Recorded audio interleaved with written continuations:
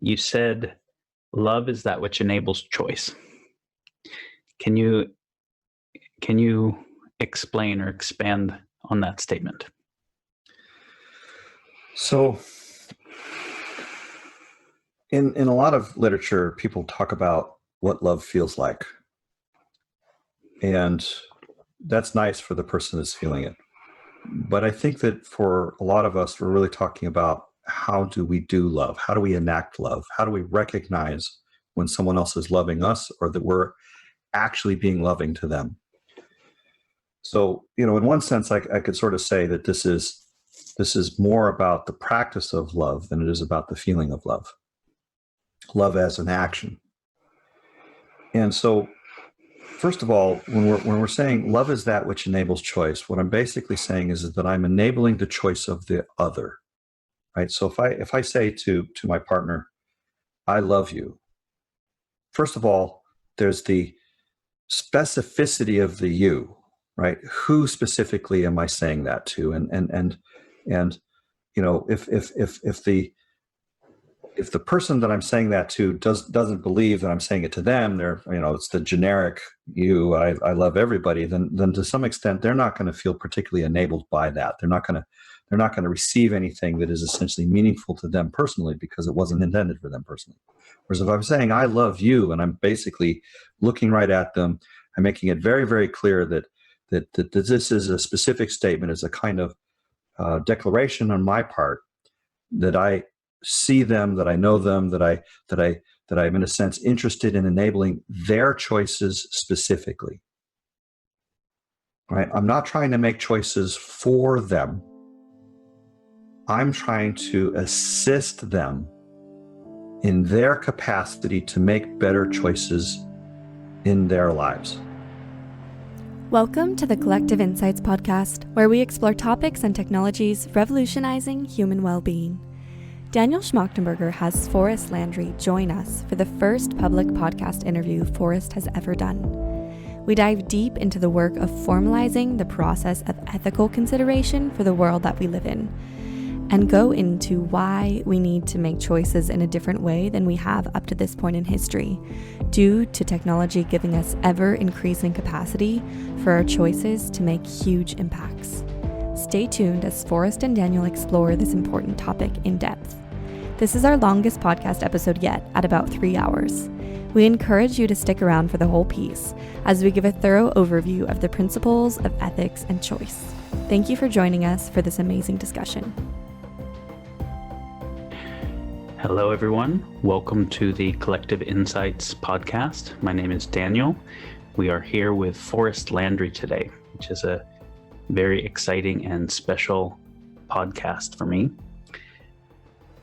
I met Forrest about 5 years ago, and he has become a very close friend and collaborator and mentor. And in the last decade of life, Forrest's work has influenced my own thinking more than anyone else's, and it is a real honor to get to have him on the show and discuss the topics that we're here to discuss. So, Forrest, thank you for being here. You're most welcome. Glad to do it. So, as a little bit of intro, Forrest is a philosopher, a scientist, an engineer, a craftsman of more crafts than make sense, a polymath in a very wide sense. And one of the things that I'm very excited about and that's auspicious today is that this is the first interview that I believe he has ever done that is going to be publicly shared. His work so far has been shared with the world in books that are incredible and require a tremendous amount of dedication to make it through based on the density of the books. And the foundational one being a book called The Eminent Metaphysics. And there's another book, both of these are available online, called The Effective Choice. And one of my main goals of this podcast today was that while the books are extremely worthwhile, you have to have already read them and seen the benefits of it to know they were worthwhile enough to go through the hard work of reading them. And so my hope is to have a conversation that's an entryway into Forrest's thinking that can inspire people to want to go deeper. And then there are resources to go deeper. I'm going to share a few things just as kind of preface. As is the case with great thinkers, oftentimes they tend to not overlap with self-promoting thinkers because they want their alone time to do thinking and development. And so that's why this is kind of a first time happening here. And I just ask that people listen in good faith and give the benefit of the doubt that when Forrest defines two words that seem like synonyms not being synonyms, it's because he's actually formalizing a semantic difference that is meaningful and important with a formal basis for how he does that semantics. There's a number of places where those types of constructions occur. And I'm also basically prefacing that there is the topics we're going to discuss today, which largely have to do with ethics, are derived from a much deeper metaphysics that we won't have the ability to do all the constructions of. So if you're really interested, this conversation will leave open questions that are addressable and that are addressed in other work, but will be beyond the scope of this podcast. So that's a note of preface. So regarding the topics of today, we could have started with how do we approach metaphysics itself, understanding the nature of reality and self and the relationship between, but I figured to have something that was closer to useful to people. We would start with one of the really profound things that arose from the metaphysics work Forrest was doing, which is actually very novel insights into the nature of ethics, into the nature of choice.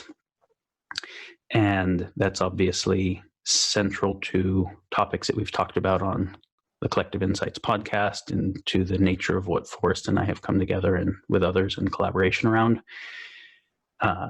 As we are technologically getting such powerful choices, how do we know what good choice is to be able to wield so much potency of choice?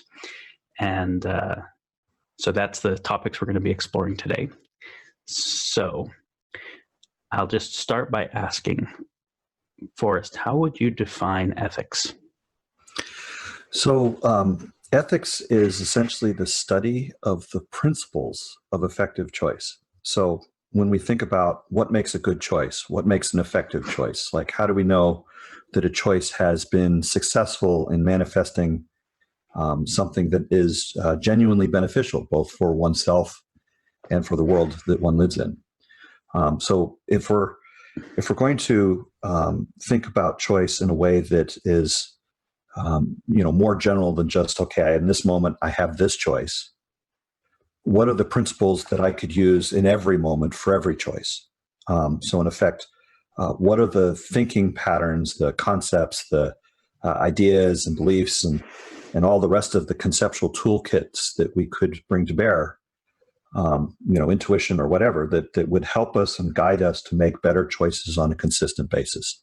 So ethics is essentially the knowledge of these principles, the knowledge of these tools, and essentially the collected information that we use to assist us to make higher quality choices on a day-to-day basis. Now, you said principles of effective choice rather than rules. Yes, so I distinguish between ethics and morality. So for instance, if we have a world, say like an email forum, right? So that's a world is a place where you can have interaction. You can interact with other people. You can become a citizen of an email community, for example. So in that place, you might say, okay, well, the rules of participation are established by the forum moderators or by the community of people that are there in that forum. Those would be rules that are applied to the email forum from the outside, so to speak. Whereas ethics is more about how I bring myself into that community. So in other words, I think about them as the principles that an individual, in a sense, would bring forward as part of their own process of making choices. So when we say, a rule, where basically a rule is a contextualized thing relative to a particular world or particular domain of interaction. whereas a principle is contextualized by a self, by a consciousness, by a body of knowledge that a person brings with them into a situation. So you can sort of see rules as being like applied from the outside towards the inside, and principles as being applied from the inside towards the outside. And so in that sense, the direction of application, where it comes from and where it goes, is distinguished. And so in that way, we can talk about rules as being part of a moral system, whereas ethics as being part of a principle system. Mm-hmm. So we can see the 10 Commandments as morals. Thou Yes, shalt not. Exactly. And we can see the golden rule actually as an ethic. It doesn't tell you what to do. It guides you a consideration of how to sense make to inform your own choice, but it doesn't tell you what your choice should be. Exactly. And that's a really good way to sort of hold those in mind, because those are both really good exemplars of the ideas of rules as applied versus principles as applied. So why are you more centrally interested in ethics than morality?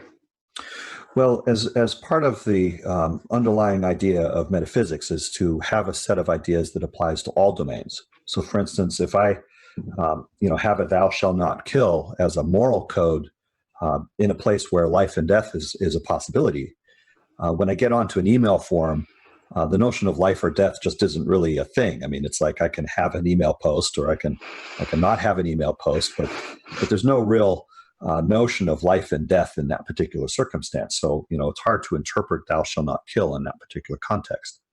So, in effect, rules are really only good for the domain in which they've been defined. So, in other words, you have to presuppose a language, you have to presuppose some understanding as to the kind of phenomena that can occur in that particular world before the notion of morality even becomes applicable.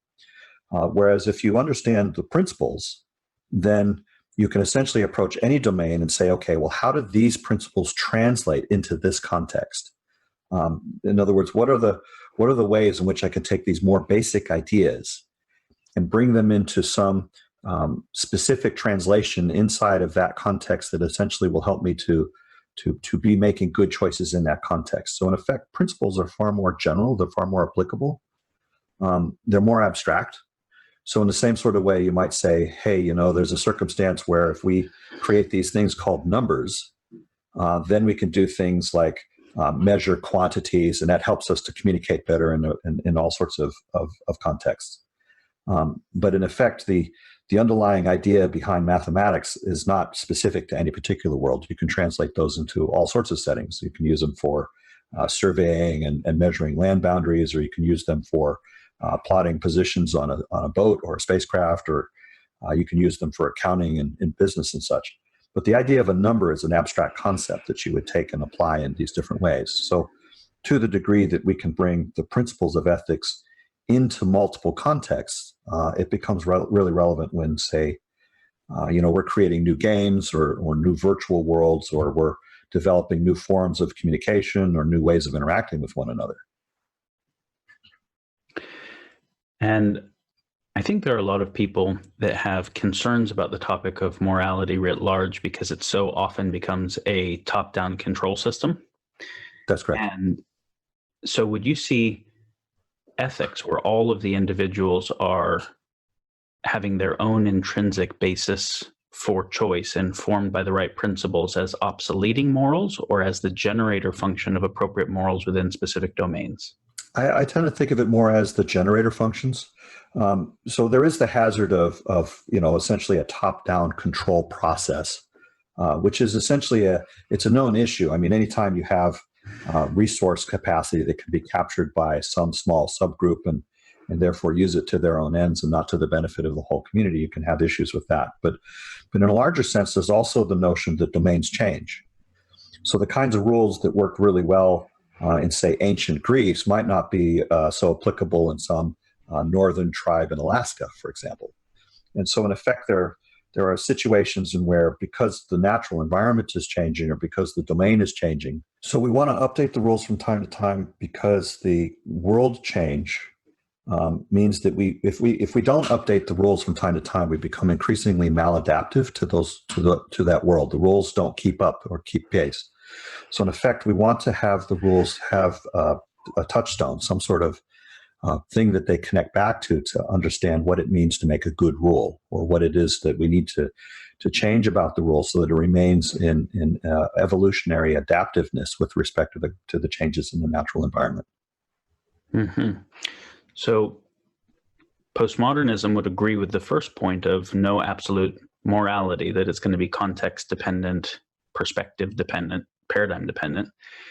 But then you're going a step beyond that and saying that even though the rules are paradigm dependent, there are principles that are non-relative, that are true across all selves in relationship with all worlds.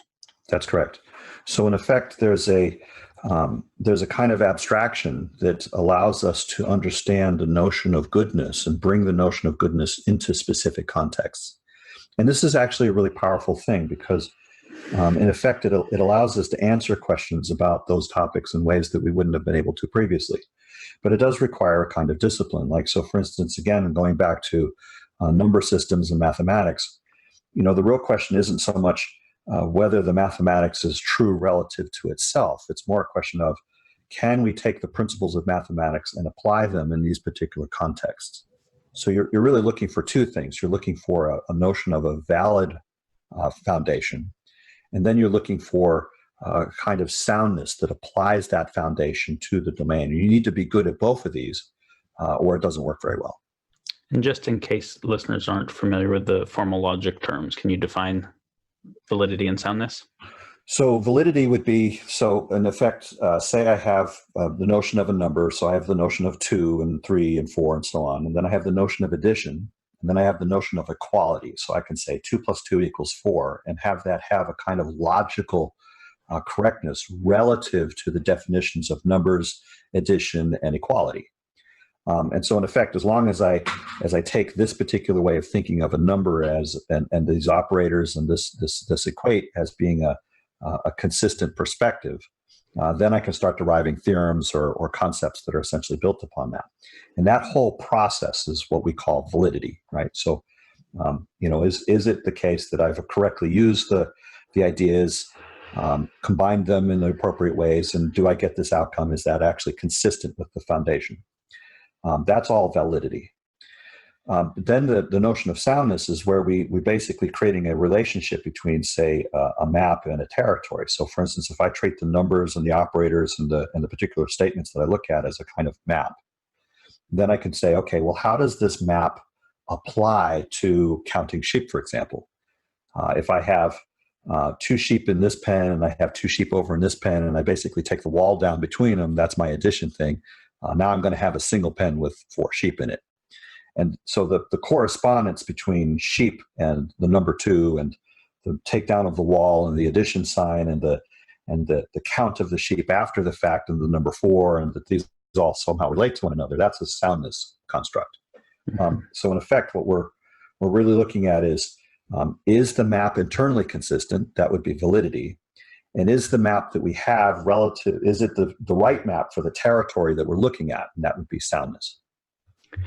So you're using mathematics as an example of a valid system that can soundly map to lots of physical domains. And so we know it's a language that's used for the physical sciences.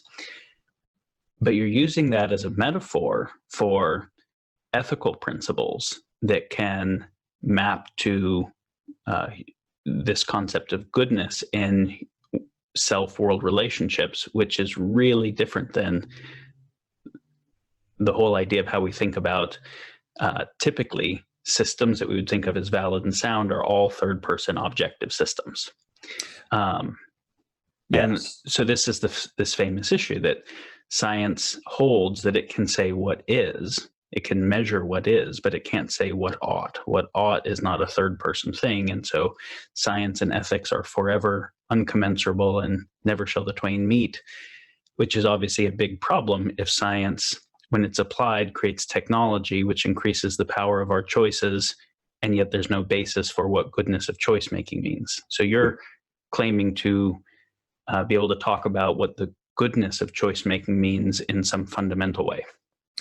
Yes, this is correct. So, and in fact, there's a lot of things that are actually hidden inside of what you just said that are actually really important. So one of them I'll just give a name to is this notion called the ethical gap. The ethical gap is essentially a reference to the difference between what our technology gives us the capacity to do and what our wisdom is to know what we should do, right? So essentially, technology and science can tell us all the things we can do, but it doesn't give us any guides as to, well, what should we do? What is the thing that we would prefer? What is the kind of basis by which we make good choices, haven't been given all these options? And so in order to do that, we actually need, as you mentioned, a sort of shift from a third person point of view, where the notion of causality is applicable, to a first person point of view, where the notion of choice is applicable. And one of the great dilemmas of our age is that we really, at least heretofore, we have never had a good theory of choice.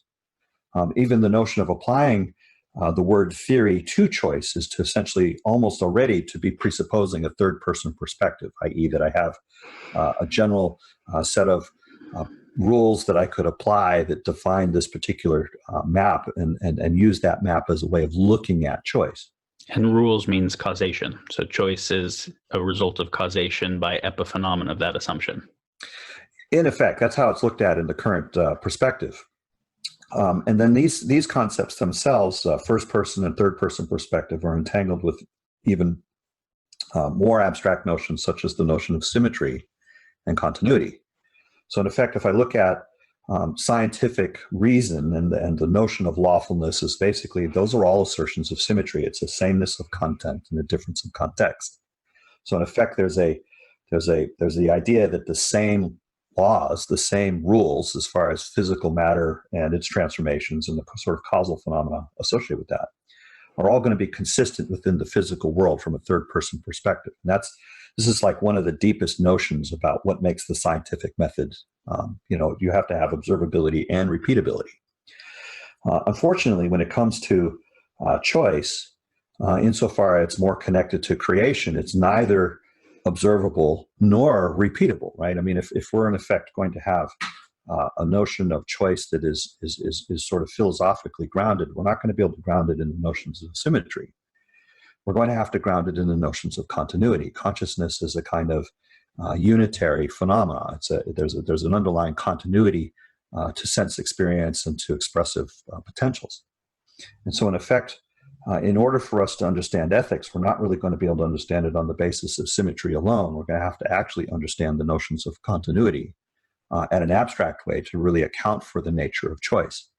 So for instance, if we're looking at, what are the principles of effective choice, one of the things we have to already assume is that choice is distinct from, conceptually, causation. Causation and choice are peers of one another, that I can't derive choice from causation. And to some extent, I'm not going to be able to derive causation from choice either.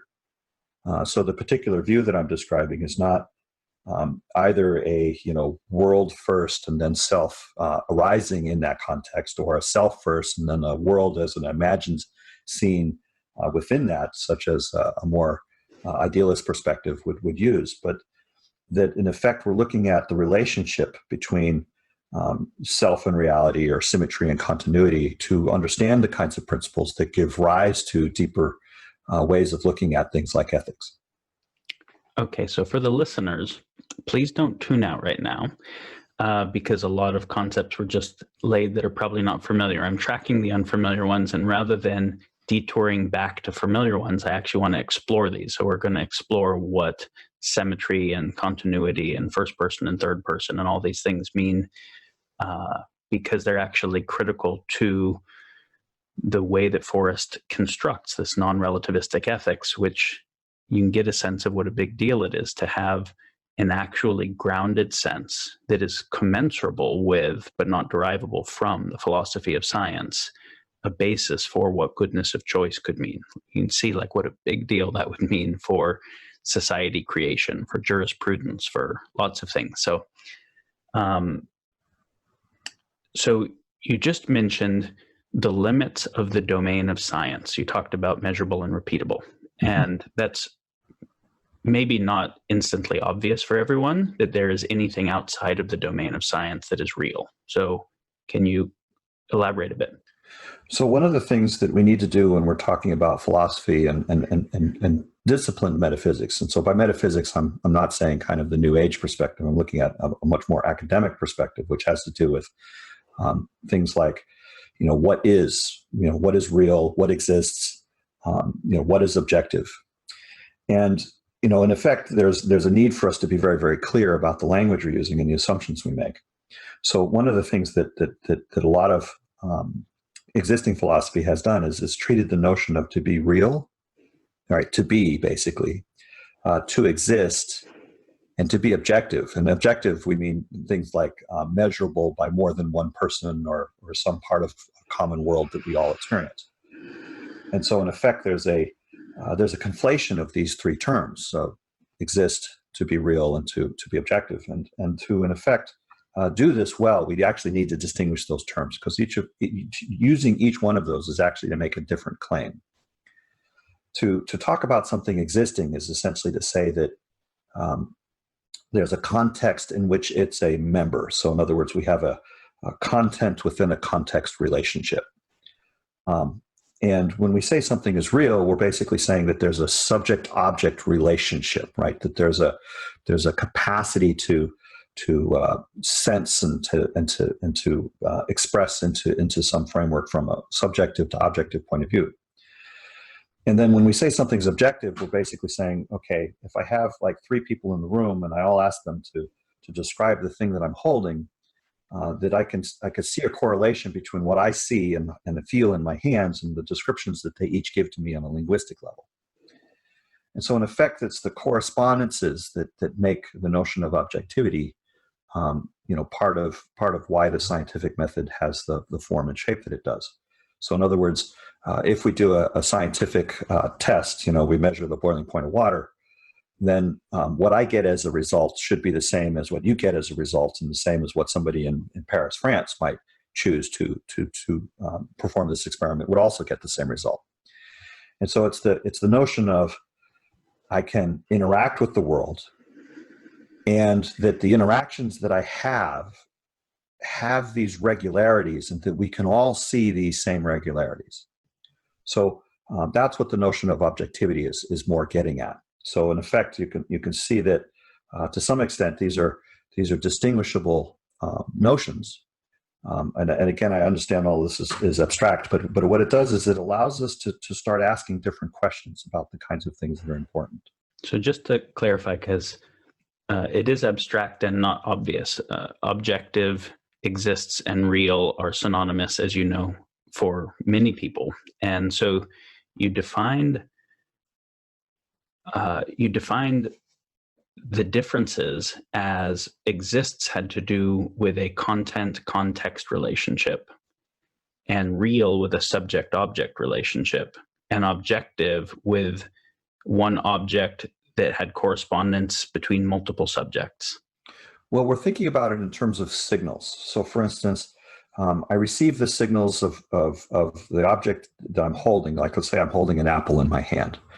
And so I have the sensation of the apple against my fingers, its weight. It might be a little cool if it's come out of the refrigerator or something. And then I hear the signals of what people are telling me. So in other words, one person might say, well, I see a sort of reddish sphere. It looks to be about 2 or 3 inches in diameter. I see this little stick out of the top, probably where it was attached to the tree, and so on and so forth. And so what I'm hearing are these words, and I'm interpreting them as being in correspondence to the sensations, both visually, I see it and feel it in my hand. And, to the degree that there is a commonality between the signals that I'm receiving, both through the channel of my own personal sensations, and then indirectly through the channel of my linguistic capacity to understand, in this case, the English language, that I get a sense that there's something that is transpersonal about those perceptions, right? That there's more than just my own subjective involved in the capacity to sense that thing. So there's an intersubjectiveness that occurs with the notion of objectivity, which is really crucial to the notion itself. Otherwise, we wouldn't be able to distinguish between myself having a dream and no one can see, or I'm hallucinating the apple and no one else can see it. And that the only way that I could really distinguish between my hallucination and the actuality, quote unquote, of there being an apple in my hand is to essentially ask other people, what do you see? So for the people who have some background in philosophy, you'll hear that Forrest is assuming a solution to the other mind's problem and is referencing measurement and communication theory. And like there's probably a heap of questions that come up. And if we took each of the rabbit holes, then we would have a 500-hour podcast. But those rabbit holes are all addressed in the Eminent Metaphysics and the other work. So if you're interested in paying attention, none of the assumptions are unaddressed or unvalidated. So, okay, so coming back, the reason we got into this rabbit hole of the difference between exists, real, and objective had to do with the limits of science, because science doesn't give us an ethics. And so we're looking for what could give us an ethics that is at least not in violation of or somehow commensurable with science. So can you come back to that? So in the example, we were distinguishing between objectivity and real and exists. So science basically is based upon the notion of objectivity. But ethics, to some extent, really is very much based upon the notion of the interaction, the realness. So in effect, there's a different conceptual toolkit. So to some extent, objectivity depends upon the fact of there being an interaction between self and world, right? I'm sensing signals, and then I'm looking for correspondences between signals. But I can therefore ask the question, well, what if the signals that I'm receiving do not have correspondences? What if the signals that I'm receiving don't correlate, right? So in effect, the class of signals that I'm receiving have the capacity to be divided into those which have regular repeating patterns and those that don't. And so, in effect, there are things in the world which are non-repeating events, which happen one time.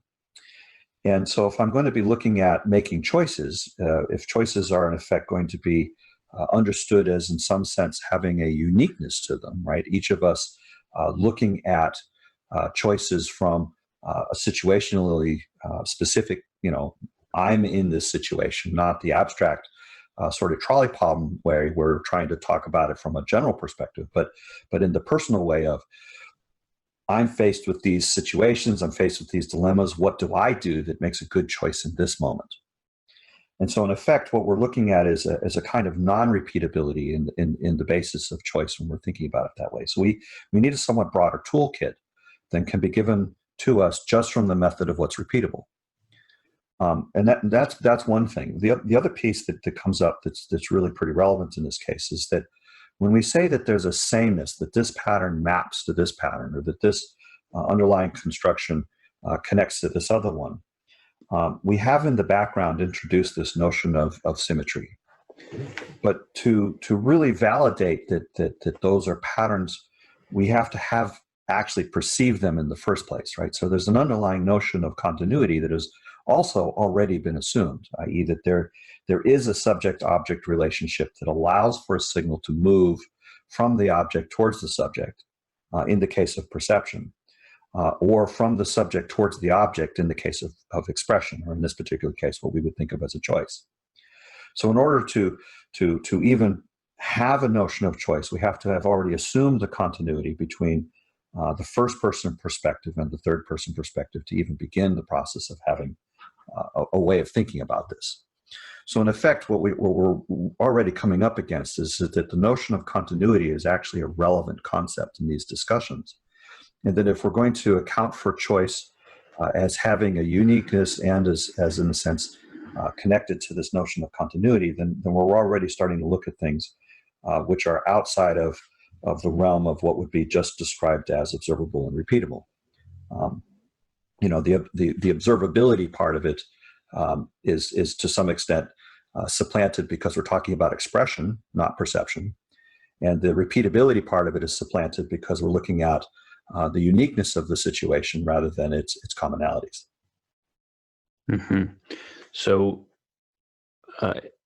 simply because of repeatability, because of singular events, there are things that are real that are not both measurable and repeatable, which means real but outside of the domain of the method of science. And that doesn't mean outside of the domain of some attempt for good epistemology, good attempt to be able to understand the nature of reality. And so we're looking here at what is the epistemology to understand the nature of the real, not just the objective. That's correct.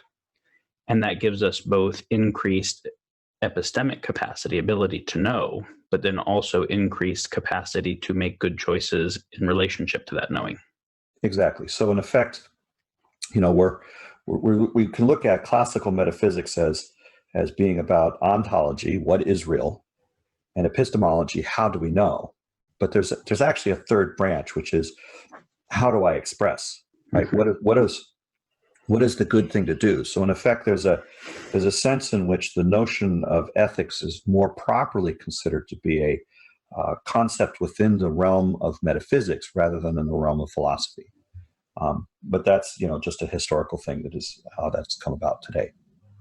So there's a kind of symmetry or co-construction of perception and expression or choice that you're making here.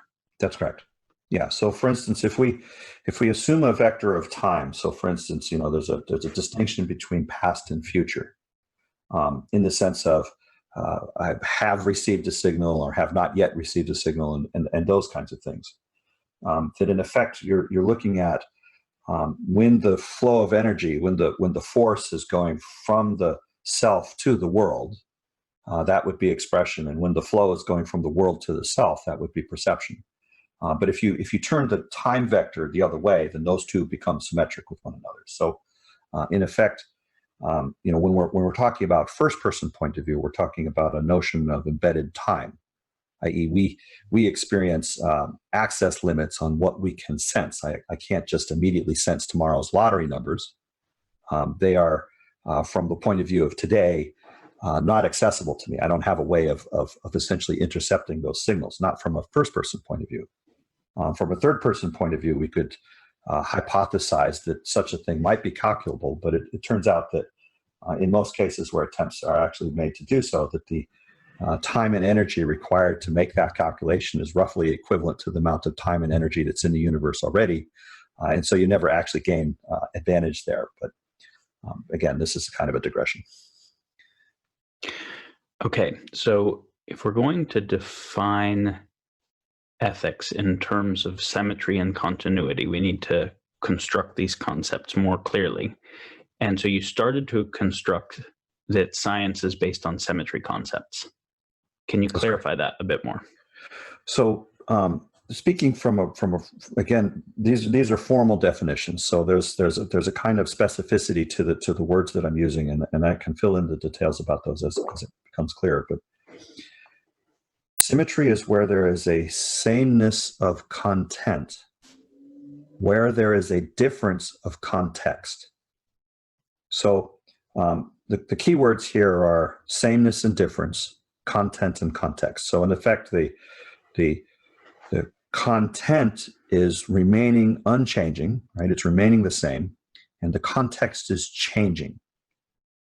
So examples of symmetry, for example, show up everywhere we have conservation law, right? So I put a certain amount of water in a bottle, and I cap the bottle, I make sure it's airtight, and then I take the bottle and I put it in a car, and I drive over to my neighbor's house, and then I look at the amount of water that is in the bottle, where it was where I started and where it was where I've ended up.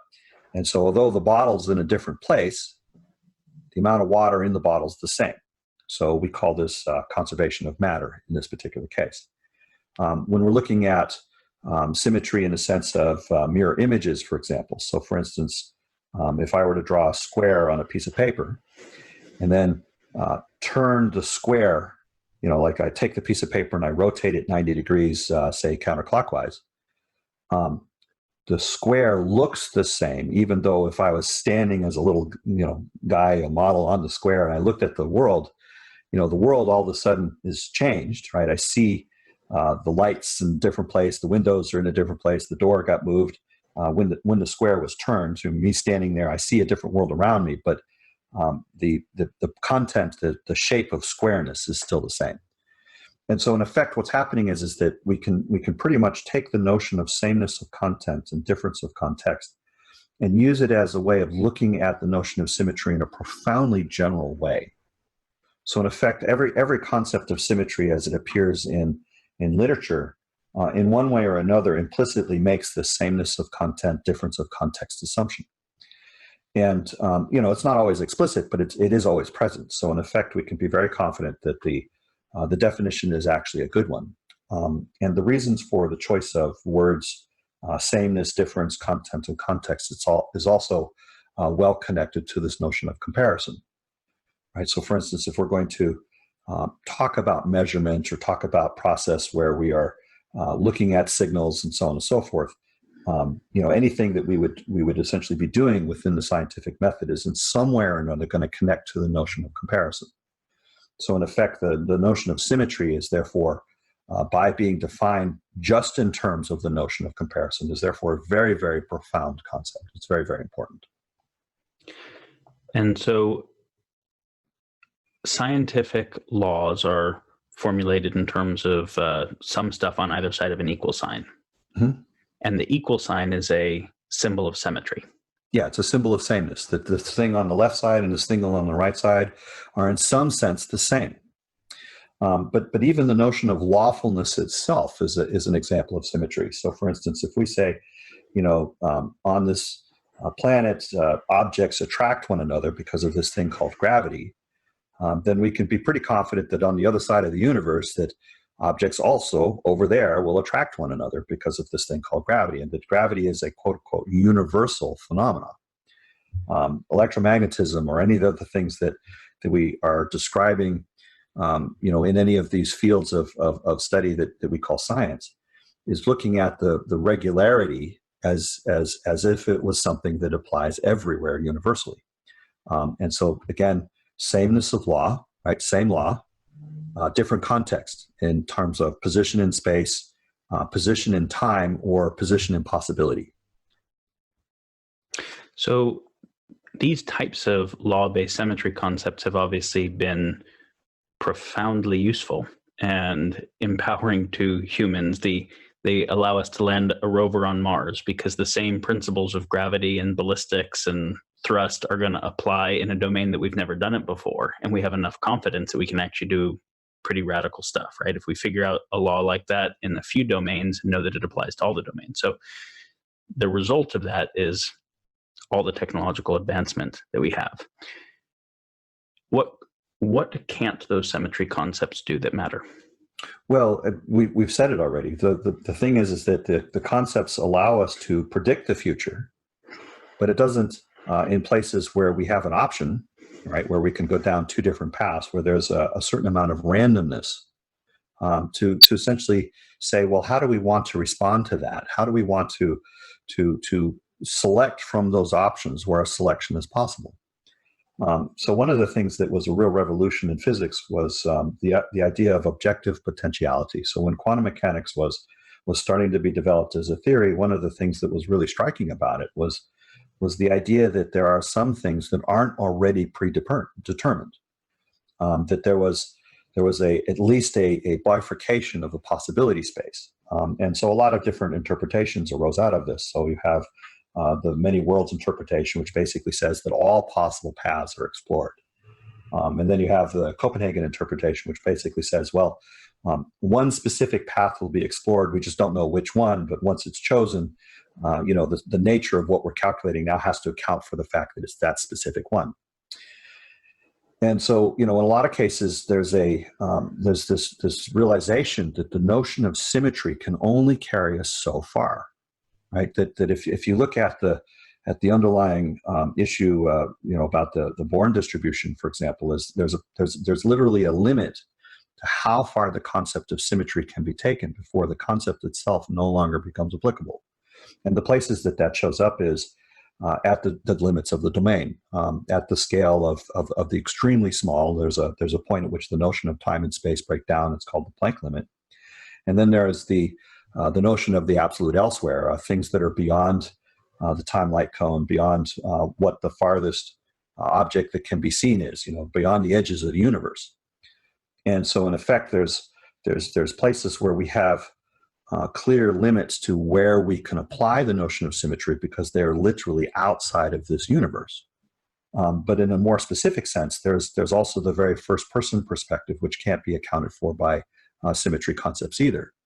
If I want to look at things like psychology or consciousness or mind or the kind of subjective experiences that we have, the symmetry concept, again, because it's really only talking about the kinds of things that can be perceived, not about the kinds of things that can be expressed, it doesn't give us a real good guide for understanding how to approach topics like that. For that, we need a different concept. We need the notion of continuity, which is essentially as fundamental as the notion of symmetry. It's essentially a definition, which is a peer of the notion of symmetry. But it's a distinct notion. And it turns out that there are very deep relationships between the notion of symmetry and continuity. But I can't describe continuity phenomena in terms of symmetry phenomena. And I can't describe symmetry phenomena in terms of continuity phenomena. And this is essentially what is called the mind-body problem, right? How do we create a first-person perspective from a third-person perspective, or how do I create a third-person perspective from a third-person perspective? It turns out that there's really only one right way to treat that, and at least in the writings that I've seen so far, that hasn't yet been well addressed. Okay, so again, those who are paying attention, this is foreshadowing a solution to the hard problem of consciousness that is neither construct third person as an epiphenomenon of first person, the way idealism or solipsism would, nor have first person be reduced to third person, the way physicalism would, which I'm just going to flag that and come back to continuity. So you define symmetry. Can you define continuity? So continuity is where there is a sameness of content, where there is a sameness of context. In other words, it's the notion of no abrupt shifts. So if I change the context by an infinitesimal amount, then I'm not going to end up with a more than infinitesimal amount of change in the content. So if I look at a continuous function, like if I'm looking in mathematics, for example, and you see a graph, and it looks like a smooth curve, it's because the notion of smoothness has to do with the fact that changes are gradual. Like if I make a very slight change on the x-axis, then I'm only making a slight change on the y-axis, and they're in proportion to one another. Whereas a discontinuity would be a difference in content where there is a sameness of context.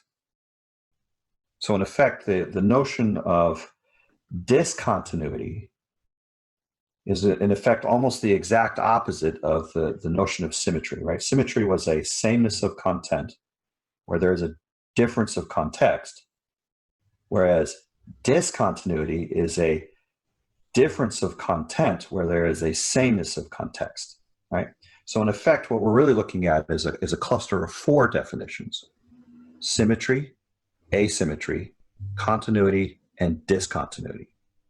And so in effect, if we're looking at models of the universe, or we're looking at models of the subjective, it kind of matters which of these foundations, which of these possible four concepts we're going to use. So as I've mentioned, the notion of symmetry is profoundly important to thinking about external phenomena in the world. And the notion of continuity is profoundly important to thinking about subjective phenomena, things that we would think of as mind and self and consciousness and all of the phenomena that we call beliefs and that sort of thing. So in effect, when we're talking about continuity, we're basically saying, I have this inner subjective experience of I am the same person I was yesterday, and I will still be the same person I am tomorrow. That the notion of memory is a kind of persistency that means that the kind of person that I am, the kinds of choices that I make, the way I perceive the world, and sort of the gestalt that I call myself has a kind of continuity the same way that gradual changes in external objects would also apply. But the notion of gradualness, the notion of being as one in oneself, and essentially that all parts of myself are connected together. These things are connected to health, for example. So, say I was interested in going to a therapist. the ideal of good therapy is that I learn about all aspects of myself, and I learn how to integrate them in a way so that all parts of myself work together as a cohesive whole. If I'm divided against myself, I'm obviously not going to be very effective in the world. I have to, in effect, act as a whole unitary being in order to be effective in my relationships with others. So in neuroscience and in the philosophy of mind, this question called the binding problem, when there's a bunch of different sensory inputs, how is there a continuity of a sense of self and a continuity of world that at all? And how does it persist across time? You're saying one of the reasons that neuroscience would have a hard time with it is because they're going to try and figure that out with symmetry concepts. Yes, and not only that, the way the question's even asked is already presupposing a third-person point of view. So effectively, the very nature of those questions essentially presupposes, okay, I'm going to look at it from a trans-temporal point of view. I'm going to look at it over a broad spectrum of space. I'm not going to be just looking at a single point or a single moment in time. I'm going to be looking at a constellation of places and a constellation of times. I'm looking at multiple brain structures, and I'm trying to figure out if there's a correlation between the subjective experience and these neural correlates. And the thing is that if I've already presupposed a perspective of being able to look at something from the outside, I've already taken a third-person point of view. I've already introduced the notion of symmetry as being the reasonable basis to think about this. And unfortunately, to try to construct continuity out of symmetry, it just doesn't really work that way. I mean, we could do things like that on a mathematical level, but that isn't really a proxy for the first-person perspective. So you gave examples of symmetry in our experience of objectivity. Mm-hmm. The symmetry that we would see in geometry or conservation law. You just gave some examples of continuity in terms of memory and continuity of our sense of self. Is there anything else with regard to continuity phenomena that could ground the concept for people? Well, the idea of I mean, there's a lot of values connected to the notion of continuity, and these are ethical kinds of things. So, for instance, when we are interacting with a loved one or someone we've been a friend with for a really long time, if all of a sudden there's a complete shift in one's emotional stance, like a person went from being calm to all of a sudden being incredibly angry, right? The person on the receiving end of that emotional shift is going to be wondering what the heck just happened. I mean, why was there this abrupt shift? And to some extent, that's now a strain in the relationship. So in a lot of ways, there's a kind of accounting that we want to do where we're saying, okay, what actually happened here? If people enter into very, very abrupt emotional shifts, then to some extent it becomes very hard to relate to understand, because I don't have a good way of knowing what sort of relationship I'm in with that person at that moment. More direct examples would be things like war. So, for instance, you have two countries, and all of a sudden one breaks off, negotiations with the other and sends their ships over and starts raiding, some natural resource or taking all the women and children or something. And so, in effect, the abrupt shift from conversational process, diplomatic relations to all of a sudden, negotiation by other means using guns and bombs and such like that. That is a felt discontinuity. The people on the receiving end of that are going to basically say, "Wow, I didn't get a choice as to whether or not I'm going to be shot at." So, in a sense, what we're really getting to is that a lot of the stuff that ethics is concerned with is not just symmetry concepts, but also continuity concepts. The notion of having a heritage, for example, or having a continuous lineage. That my family is in a sense going to be represented in the future by my children. There's a kind of continuity there. There's a sense of values that move from one generation to the next. And so, a lot of the thinking that has existed about ethics so far has been pretty much focused on symmetry. Ways of looking at the world, things like the golden rule, do unto others as you have to do unto self. That's a symmetry expression. But things that would prohibit, say, rape or degrading the environment or things along those lines, those all have to do with continuity principles. And so while symmetry principles, because they are connected to things that are objective, that are very easy to see, very easy to talk about because they're forms, they're really easy to think about, again, because they're forms, has sort of dominated the discussion because they're easier to work with. Whereas when you're talking about continuity things, well, it's not really a form. It's kind of like this sort of amorphous mass, and the nature of where the edges are is not, obvious. We're talking about slopes, and we're talking about, things that are, connected and not in terms of, hard edges. So in effect, there's this thing where, chronic problems leading to acute situations become, part of the tool set that we need to now account for.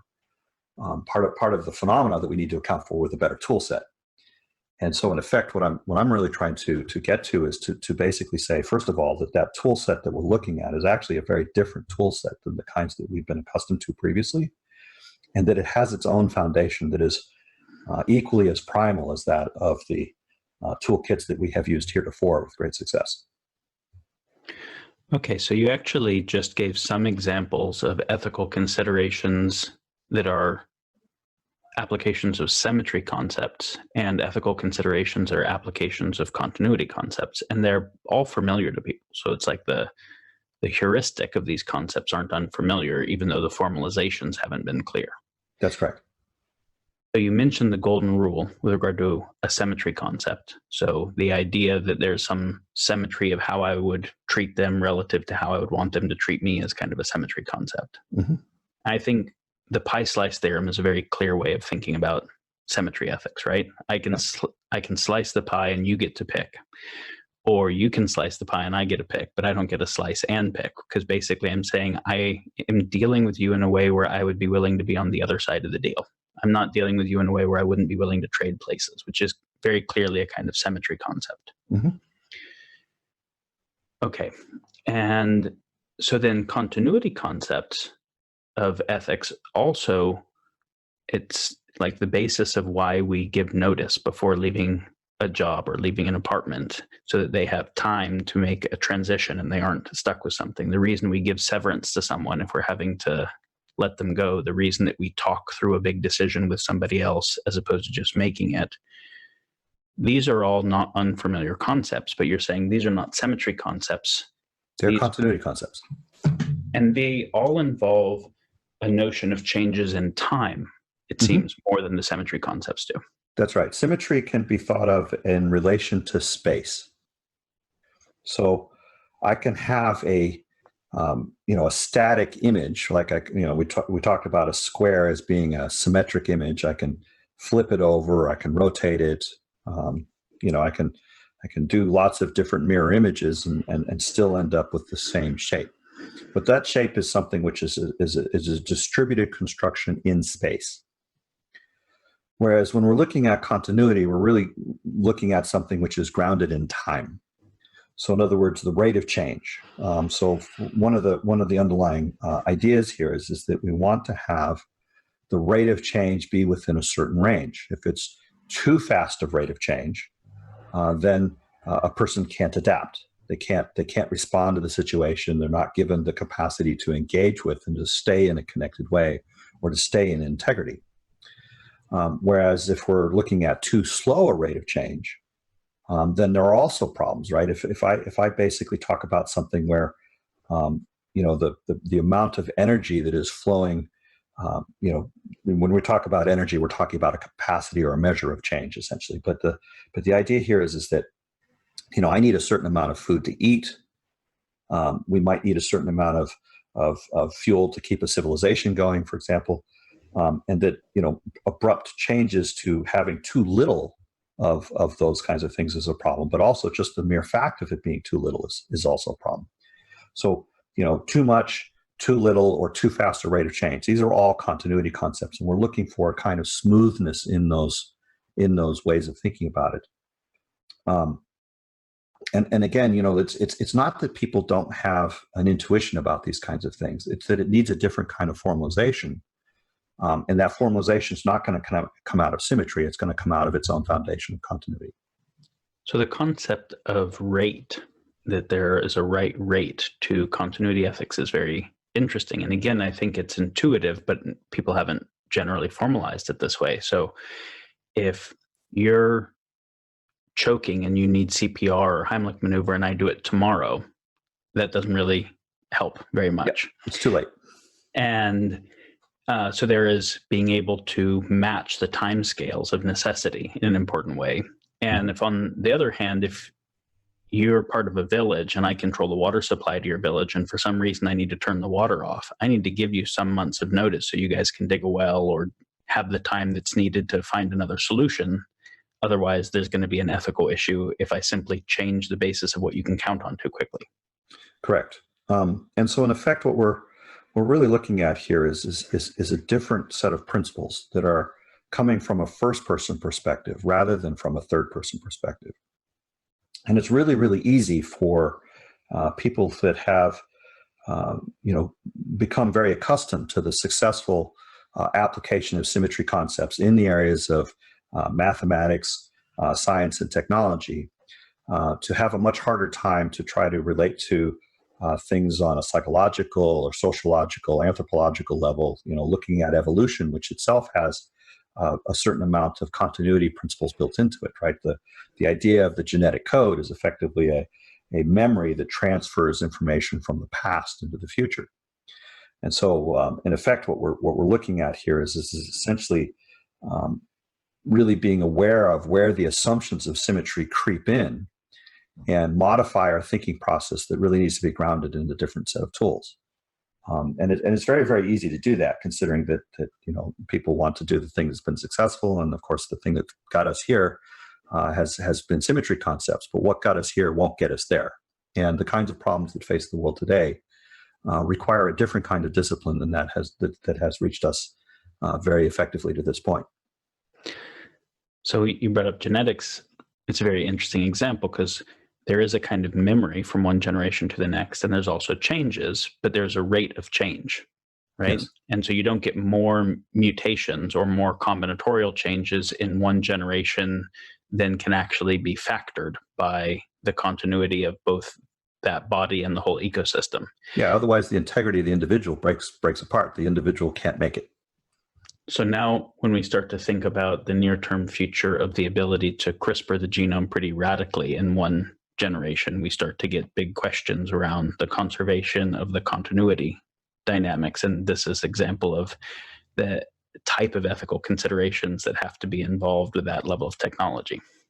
Correct. So in a sense, there's a kind of utilitarian ethics which is dominating the conversation heretofore, which is really trying to use the concepts of optimization to identify, okay, if we're going to do more of the same, then we'll get really, really good at making this thing just like the thing that was in the past. But if you have a changing environment, if you have a changing circumstance, or you're in a different situation, and you're not accounting for the fact that it's a different situation, then the thing that worked really well in the past might actually work terribly in the moment or in the future. So in effect, there's a need for us to continually be aware of the environment, the context in which change is being made. And we're really talking about two contexts. We're talking about the context of the world, what era that person lives in, what community they're in.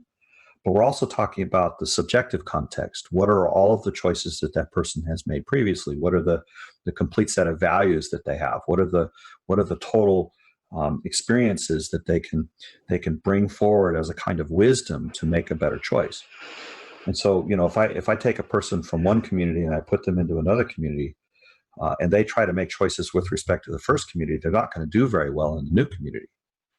Whereas if they, basically have this sort of principled notion, when in Rome, do as the Romans do, that at least they're going to be able to find their footing and figure out kind of how to navigate. And so in a lot of ways, what I'm really just coming back to is this notion of that the notion of the first person, right? The notion of choice is more of a search problem than it is an optimization problem. I'm not trying to optimize how, like if I go back to the example of taking a person out of one community and putting them in another, let's say they travel and they're in some other country. to the degree that they are sensitive and aware of the new environment that they're in effect, using the principle of do as the Romans do, right? They're essentially now responding to the circumstance that they're in. They are being present to the here and now that they are actually engaged in.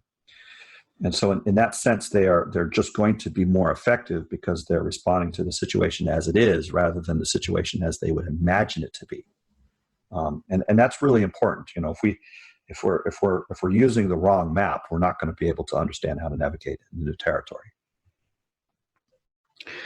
So you've introduced the concept of symmetry and the concept of continuity and said that we have some intuitive concepts of ethical considerations that kind of map to both. Can you formalize? There's a way of being able to formalize ethical considerations in terms of these. Yes, there is. I should warn you that this is an abstraction. So while I can say the formalized state, it probably won't make a lot of sense to most people, but it can be done. It's a little bit like asking me to recite Maxwell's equations and then say, well, now that you understand these equations, the totality of everything there is to know about electromagnetism, which is pretty much the totality of everything about chemical and radios and televisions and all the rest of that stuff. Of course, that's not obvious. So in effect, there's a way to take the notion of symmetry and continuity and translate it into a very, very abstract foundation that is genuinely applicable to multiple domains. So where the objective context is the same and the subjective context is the same, that the content of expression should be the same, right? So, for instance, if I'm basically the same person in the same situation, I should respond the same way. If I basically shift the objective context and I keep the subjective context the same, I'm the same person but in a different situation. Then we can now say, well, under those circumstances, I should still say something that is at least parallel to that. Right. So, for instance, if I'm here today and I'm telling you something, and then tomorrow I say something different, I should be able to account for what that difference is in terms of some gradual shift. So there's a kind of continuity concept in that expression. And then the symmetry notion is that, for example, if I say the same thing to one person, I should say the same thing to another person. About the same topic, because again, if I didn't, it would effectively be a kind of deceit. I told one person one story and another person another story. So that's where symmetry shows up. So the kinds of things that we think of as how I represent and how I connect to the world should build both my integrity, the world's integrity, and the relationship between self and world's integrity. So in effect, if I have the rate of change be too fast, then I've either degraded my integrity or the world's integrity or the relationship's integrity. And if I give mismatched signals, if I don't allow for signals to build on one another, for larger constructions to be created, because I haven't created enough symmetry in the process, if what I say doesn't match what I do, then there's again a sort of loss of integrity. There's a breakdown in the sense making that would be necessary in either the self or the world or the relationship between them. And so those are the kinds of general ways in which the notions of symmetry, continuity, and ethics, the ethics essentially gets expressed in terms of symmetry and continuity. There is a formal statement of it on the website, uvsm.com. Down near the bottom, there's an essay on this sort of thing where it really goes into the specific statements of these things, and people can look at that if they like. Okay, so you actually just started kind of defining goodness of choice with respect to the word integrity. Mm-hmm. And that a good choice increases integrity of self, integrity of world, and integrity of the relationship between self and world. Correct. So can you say more, like, how are you defining integrity here, and why is that the right notion for thinking of goodness? Well, first of all, while the notion of integrity is the right word, we could choose a few others. We could talk about life, for example. So, does the interaction between self and world bring aliveness to me, bring aliveness to the world, and bring aliveness to the connection? We can talk about meaningfulness in that same way. More abstract ways that essentially get more to the nub of the matter would talk about things like the maximum of the product. So, for instance, if I say, okay, integrity is both a full realization of actuality and a full realization of potentiality in vivid connection to one another. In other words, that I want to have as much of, like, if we think about having your cake and to eat it, okay, to eat it is a possible choice. It's a potential thing I could do that would give me enjoyment of the cake at some future point. And the actuality is I have the cake. It's in my hand. There's essentially a realness to it. I'm not talking about an illusionary cake. I'm talking about a real cake, right? And so, in effect, what we want as living creatures, and the thing that would be most meaningfulness is to have both a maximization of the actuality, what we can do, and a maximization of the potentiality, what we could do. And so, in effect, when we're talking about integrity, we're basically saying, well, if I make a choice, but that choice, in making that choice, although it manifests a particular thing, means I'll never get to make any choices again at any future moment. Well, that's a choice that doesn't further, right? So we could use the technical word evil, right? That which does not further, right? But in the sense of, if I make a choice, but there's no actuality, there's no outcome, then I can't distinguish between having made a choice and not having made a choice. So in effect, we want to have a choice that has some consequence, and we want that consequence to also be the kinds of consequences that beget future choices. And so in the notion of integrity of the relationship between self and reality, we're really looking for both actualized and potentialized. And that basically is now starting to get into some real fruitful territory, because from here we can basically say, well, if we're looking at an optimization function, a utilitarian way of thinking about ethics, well, we now have this sort of symmetry principle where we can do optimization.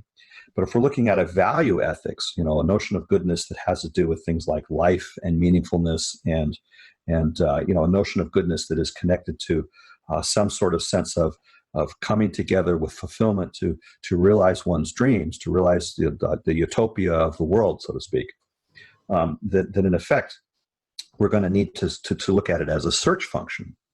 What is the thing that we dream of? What is the thing that feels? How do we characterize the notion of feels good? Okay, and so now we can start talking about things like joy and pain. Right, joy is when the perception of an increase in potentialities is occurring, and pain would be where there's a sudden perception of a decrease of potentialities. Right. So in other words, if I disconnect self from world very, very suddenly, that's an experience of pain. And again, all these concepts are connected. There's a lot of infrastructure that ties all this together. But I'm trying to just give a flavor of how we could connect these deep concepts of symmetry and continuity, the notion of integrity, life, and meaningfulness as an expression of continuity, and then how that starts to inform ethics that connects to common sense concepts like sensing feels good, pain, joy, and that sort of stuff. Okay, so this is so ridiculously beautiful and exciting that the consideration is for the potential and the actual, the self and the world, and the relationship between them all simultaneously. Correct. And so if you talk about increasing aliveness only of the actual, I might think that the addiction kind of behavior is a good choice because I have an increased sense of aliveness in the moment. But then if it decreases my aliveness or my integrity or the relationship between me and the world in future moments, that wasn't actually an ethically good choice. Yeah. And so if I do something that increases my aliveness but harms the world, or harms my ability to make future choices by harming my relationship with the world, it's also not a good choice. So what you're looking at here is sacrifice of self for other, or sacrifice of other for self, or disconnect self from the world, or sacrifice now for future, or sacrifice future for now, are all theory of trade-offs that don't equal the best consideration, most full consideration. That's correct. So in effect, if we even the notion of treating it as a theory of trade-offs is to have already assumed a third person perspective, right? So we're basically saying, okay, this is the range of allowable options. This is the ways in which this option relates to these other options, that if I have more of this option, I have to have less of these other options. So in other words, there's already a bounding context. And if we make an assumption that there's a bounding context and that there's some sort of equating of this option and these other options via some sort of mathematical relationship such that X units of this option equal Y units of this other option. Maybe it's not a linear relationship, but there's some relationship there. Then already I've constrained the question of ethics to a optimization problem. But a lot of times what we're really looking for is, what are the right questions? Is it even the situation that we think that there's constraints of these kinds? I mean, how do we know that those constraints are the correct constraints? If we just take those constraints for granted, then to some extent we've already limited the range of places that we're looking for effective choice. It's a bit like the searching for the key under the lamppost scenario. If I happen to have the case where the key is in the place that's illuminated by the lamppost, at night, we're looking for our keys, we dropped them, we don't know where we dropped them. If they happen to be under the lamppost, then great. The search function has found the keys. But on the other hand, if I only limit myself to searching where the lamppost is, and I don't give myself any other options, I might not find the keys. There might not be a win-win choice under those circumstances. And so in that particular case, I'm not asking the right questions. The right question may be, well, forget the lamppost. Do we have a flashlight? And if I produce a flashlight, now my search space expands enormously to basically go anywhere that I can reach with my flashlight. And so in effect, there's a need for us to think about ethics as a search problem, as a right question, as much as it is to think about it as some sort of theory of trade-offs consideration. Okay, so this is a good time to introduce the distinction you make between choice and decision, which most people hold synonymously. So decision, decide, right, is to kill or cut off options. So if I basically have a list of 10 options and I say, okay, well, options 1 and 8 and 6 are off the page. We can't consider those options because they're just bad. Then effectively, the notion of to decide is essentially to say, okay, everything else is not an option, and the only thing that's left is what we're going to do. Whereas to make a choice is essentially to say, okay, well, I've got these 10 options, but none of these really feel right. They don't look good. There's problems with each of these.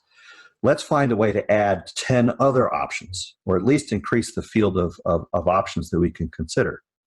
And that's more about what a choice is. So in other words, a choice is a bit like, when let's say as a metaphor, you walk into a car dealership and the proprietor comes to you and he basically says, well, you can have the red one or the blue one. And you look at the two cars and the dealership is going to try to convince you that it's either the red car or the blue car. But if you're a savvy consumer, you're going to realize, well, wait a minute, I don't have to buy either car. I can leave this store and go down the street to the next dealership, and I can get a green one or a blue one.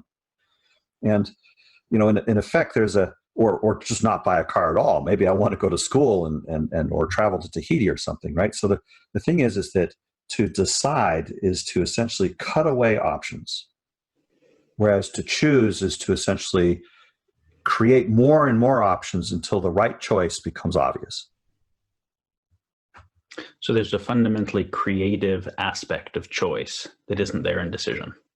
That's correct. Yeah. Decision pretty much presumes that there is some sort of fixed context. It presumes a third person perspective and pretty much assumes that there's no win-win choice possible. And so they don't even bother looking for it. Whereas, what we're suggesting here is that, first of all, it may not be the case that you're dealing with a fixed context. Maybe there are situations that have led you into this particular circumstance. But then the question becomes, well, actually, maybe the choice we should have made was this other thing, and how can we make choices in the future so that we don't end up boxed in like this in the future, right? So in a lot of ways, again, we're looking at the relationship between actuality and potentiality. How do I consistently make good choices to maximize the space of open potentialities in the future so that the good choices that are win-win for everybody are findable within that space? And to some extent, it becomes really important to hold the notion of where I am today isn't necessarily where I'm going to be tomorrow, and it isn't determined completely by where I was yesterday. Okay, so the way you're defining decision also implies an assumption of completeness of information that choice doesn't have. That's correct. We can't predict completely. I mean, intelligence would suggest that we could, take the information that we have and with good modeling techniques kind of come up with a way of determining what the future likely looks like. But that methodology is incomplete. We're never going to have perfect modeling of the universe. No model is ever going to be essentially the be all and end all. So in effect, what we're really looking at is essentially a kind of adaptiveness. So we're not just trying to create models, but we're also trying to create capacities to adapt the model. So to look at multiple models simultaneously to sort of selectively choose which of these models is effectively the most applicable in this situation, and what tweaks might we need to make to the model so that it's even more well adapted to this particular circumstance. So we're not just talking a first order of intelligence of being able to use a model. We're actually talking a second order of intelligence of choosing and modifying models to make them more adaptive to the circumstances at hand. And, if we're really going to go the next step, the wisdom would be to increase our capacity to adapt models and to learn new models and to effectively become more capable of expanding the range of models that we can work with.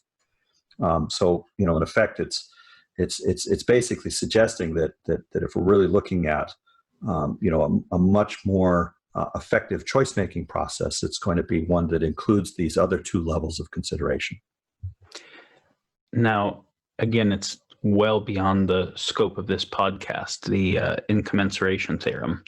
But there is a formalization that the knowledge we have in any scenario will never be fully complete, which says you want to always stay engaged in search rather than think that you've got complete information and just run optimization theory. Is there a way you can just kind of express the limit on completeness of information? Well, those are fairly technical considerations, but so in effect, what can be done with classical computation theory would be, constrained by things like the incompleteness theorem, which is a kind of a special case of a more general way of thinking. But effectively, it's to say that, using any specific set of rules, that we're going to have some things that we can't figure out because the world in which those rules don't apply to the world that we're interested in. Or that if we try to make a set of rules that are applicable to a much wider range of worlds, that we have to introduce inconsistencies into the rules themselves. So from a philosophical perspective, what we're basically saying is that either we can have complete validity and lose some degree of soundness, or we can try to go for soundness, but we have to give up the notion of absolute validity.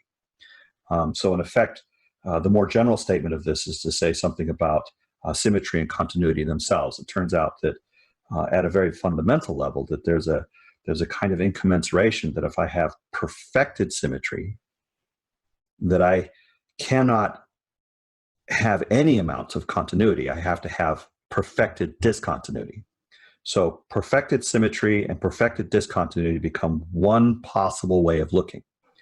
And then if I decide that instead I'm going to look at the world through a perspective of perfected continuity, that I can't get symmetry either. I can't have perfected continuity and account for perfected symmetry.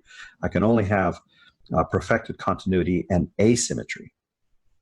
So of those four concepts of symmetry, continuity, asymmetry, and discontinuity, it turns out that, like oil and water, that there are only two pairs that go together.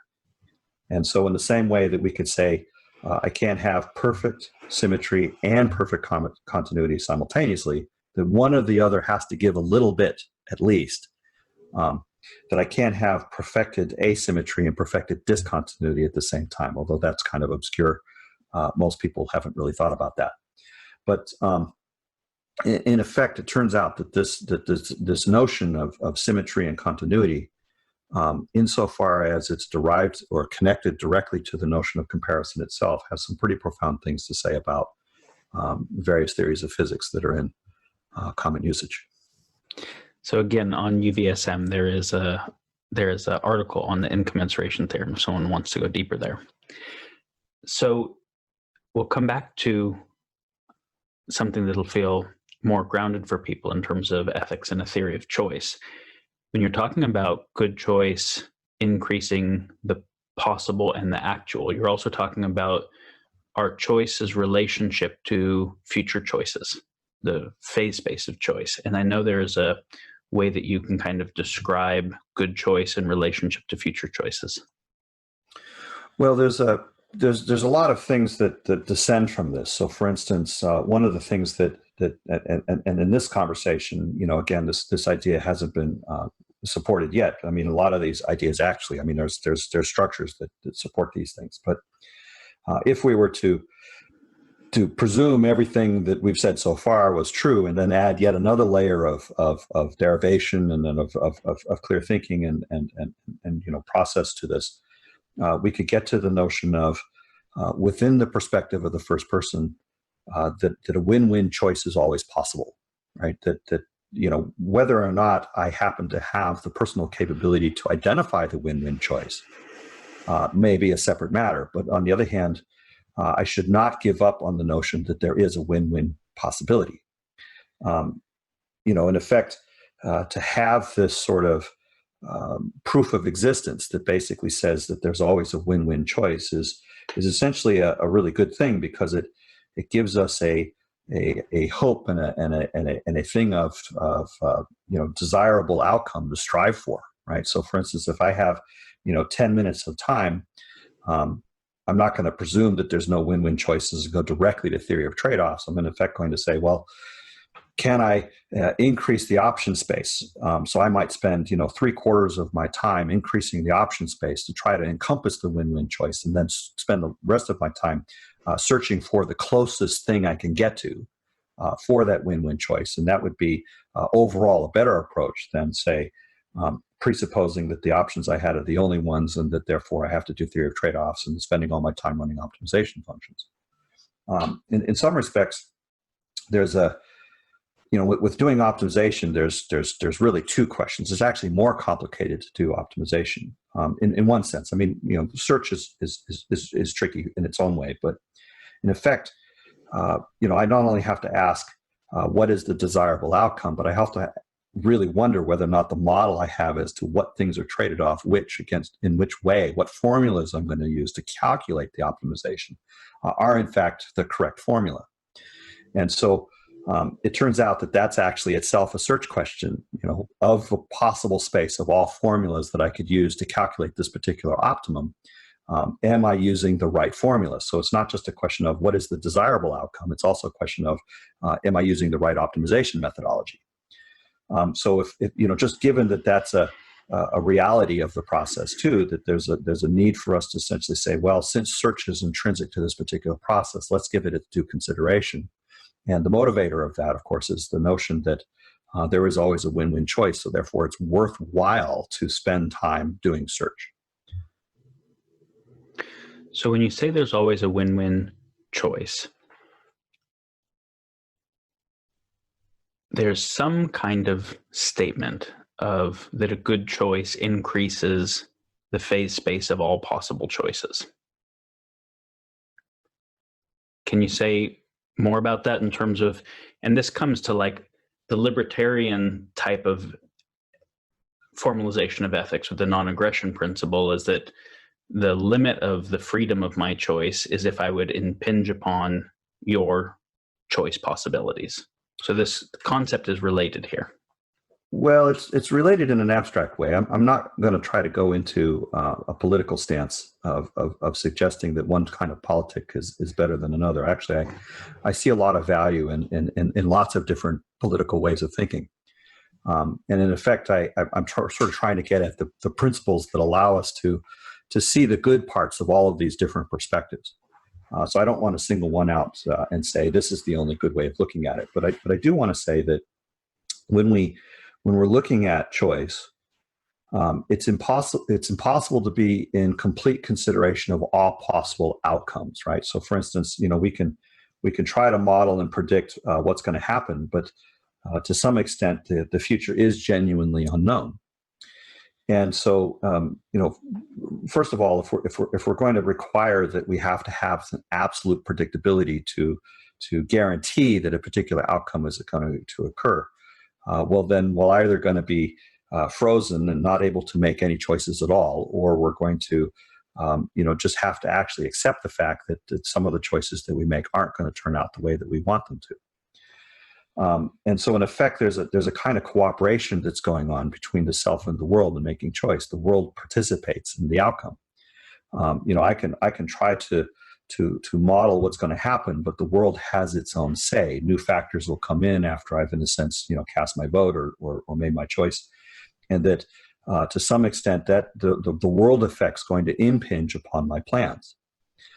So, in the same way that my plans are impinging on the world and the world's impinging on my plans, there's now an energy exchange between myself and the world. And to some extent, now we're back to continuity principles. Is that energy exchange something that is essentially making the world more alive, making me more alive? Is it possible for the plans that I'm making to have the flexibility built into them so that as the energy of the world starts coming in and shifting the outcome and so on and so forth, that I can essentially adapt to that and continue to be engaged in the process of making choices as that creative process between self and world, in a sense, comes into being. So, in effect, there's a sense here of wanting to keep some options open, right? To not have one's plans be too fixed, and to depend upon too many things in making those plans. Because if we don't give and build some adaptivity into those plans themselves, then we are for sure going to end up boxing ourselves in or getting trapped or caught in circumstances that we just don't know how to survive. So in a lot of ways, we're not just looking at predicting what the outcomes are, but we're also looking at having some sense as to predicting what the potentialities are. So people doing risk assessment, for example, are looking at the upside and the downside of various choices and factoring that into the choice-making process. And so, in effect, if there are really extreme edges to a given choice, then there's a kind of calculus that needs to be done to essentially assess that and to essentially provide for our capacity to continue to make choices in those contexts. So the concept of choice has this implicit sense of freedom to make choice, and the concept of causation has some sense of limit, that things are going to follow some kind of law-based or causal dynamics. Correct. Can you describe the relationship between limitation and freedom and how it relates to choice? Well, I certainly can, and I again, this is one of those things that's probably going to sound a little bit like it's coming out of left field, but for every limitation, there are two kinds of freedom. And for every freedom, there are two kinds of limitation. So in effect, the concept of freedom and limitation imply one another. There's actually two things we're saying. They imply one another. Every time I have one, I'm going to have the other. But it's not only the case that they imply one another, they imply one another in a multiple way. So, if I have one, I have the other, but I have the other in two different flavors. At least two, right? At least two, right? And so, in effect, back when we were talking about symmetry and continuity, and I was saying I can't have a perfected symmetry and a perfected continuity at the same time. I have to, in a sense, have this other concept. If I have perfected symmetry, I'm going to have perfected discontinuity. And so, in effect, there's this there's this implication that the discontinuity that we're talking about in that sense is actually not the same kind of discontinuity. There's actually two kinds of discontinuity there. And if I basically imply continuity, I'm going to end up with two kinds of asymmetry. Now, and again, these are really abstract things, but the point is that, for instance, if we're talking about continuity, one of those asymmetric kinds of things would be the time of the world, right? And the other would be the subjective time, right? We have a objective context and a subjective context. The objective context being what we think of as the elemental universe, the mechanical or the substrate of stuff that atoms and molecules and all that kind of thing. And then when we talk about the self, we're talking about the subjective context of all the experiences I've had, all of the choices I've made, all of the things that I bring to the moment of choosing as a sort of wisdom perspective. And so in effect, there's a dual context for which the relationship between subjective and objective is so if I say finite relationship, there are two kinds of infinities: the infinity of the world and the infinity of self. And again, these are all abstractions that are connected in various ways. But one of the net effects of the application of all these concepts and some others is that limitation and freedom imply one another, and that we just need to recognize that that's like just part of the way of how life, the universe, and everything just actually works, and that it's not just a singular application; it's a plurality. That there's a fundamental plurality to this process. That where I say any one of those is singular, that the other has to be plural. So to ground this in a way people understand, can you give some examples of a freedom that implies limitations or a limitation that implies freedoms? Sure. So let's say I wanted to become a concert pianist. So one of the limitations that I would accept, is that I would need to practice every day, right? To get into Carnegie Hall, you practice, right? So the idea here is that I'm now accepting a formalism of finger placement and having to sight read score and to, go through essentially the whole history of music to really understand how the phrasing is. There's a ton of stuff that a good musician would essentially need to accept on as limitations to have essentially two kinds of freedoms. One, the freedom to hopefully play at some professional level, and then also the freedom to be able to vary the music that they're playing. Once they've learned the forms and they've gotten so that their fingers can really do a broad variety of things, then they can start to introduce creativity into the process and change the phrasing, or if they're really capable, maybe compose entirely new pieces of music.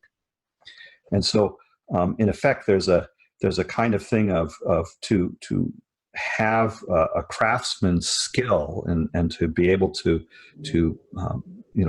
work in the marketplace, or to create new products and new things, that one has to, in a sense, learn the physics of that particular trade, or to take on the particular understanding of physical universe and the laws that unquote we call the laws of nature. And so we might say, okay, well, let's flip that around. Well, it turns out that to be part of community, that there are some limitations there. So even though I might have freedom of expression in the sense of being able to say things which I hope are useful to other people, that to some extent I have to accept the limits of using the English language. And I have to accept the limits of I can only say so many words in any given number of minutes.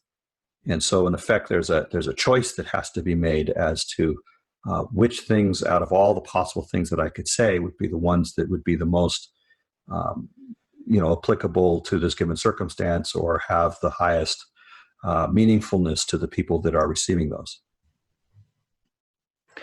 So there's a certain maturity that comes with understanding this relationship between freedom and limitation, that says every freedom is going to have limitations that come with it. And so by choosing that freedom, I'm also choosing to accept and embrace the limitation. If I reject the limitation, I reject the freedom. That's correct. So in a sense, the choice itself has as an outcome a causal effect in the world, right? So we can't think about choice just by itself, nor can we think about causation just by itself, although there are many people who have spent an entire lifetime trying.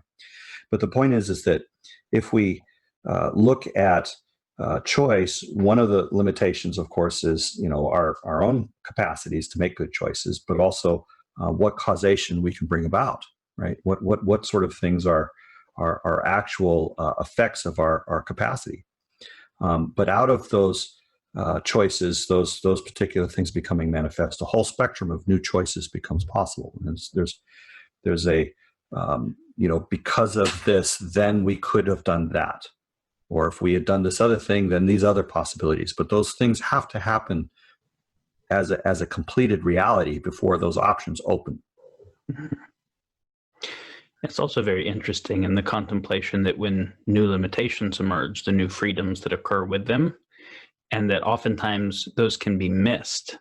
But if they aren't missed, the kind of design by constraints that emerges is oftentimes where some of the most fascinating stuff happens. Like there's a reason that Viktor Frankl and Nelson Mandela were forged in those experiences.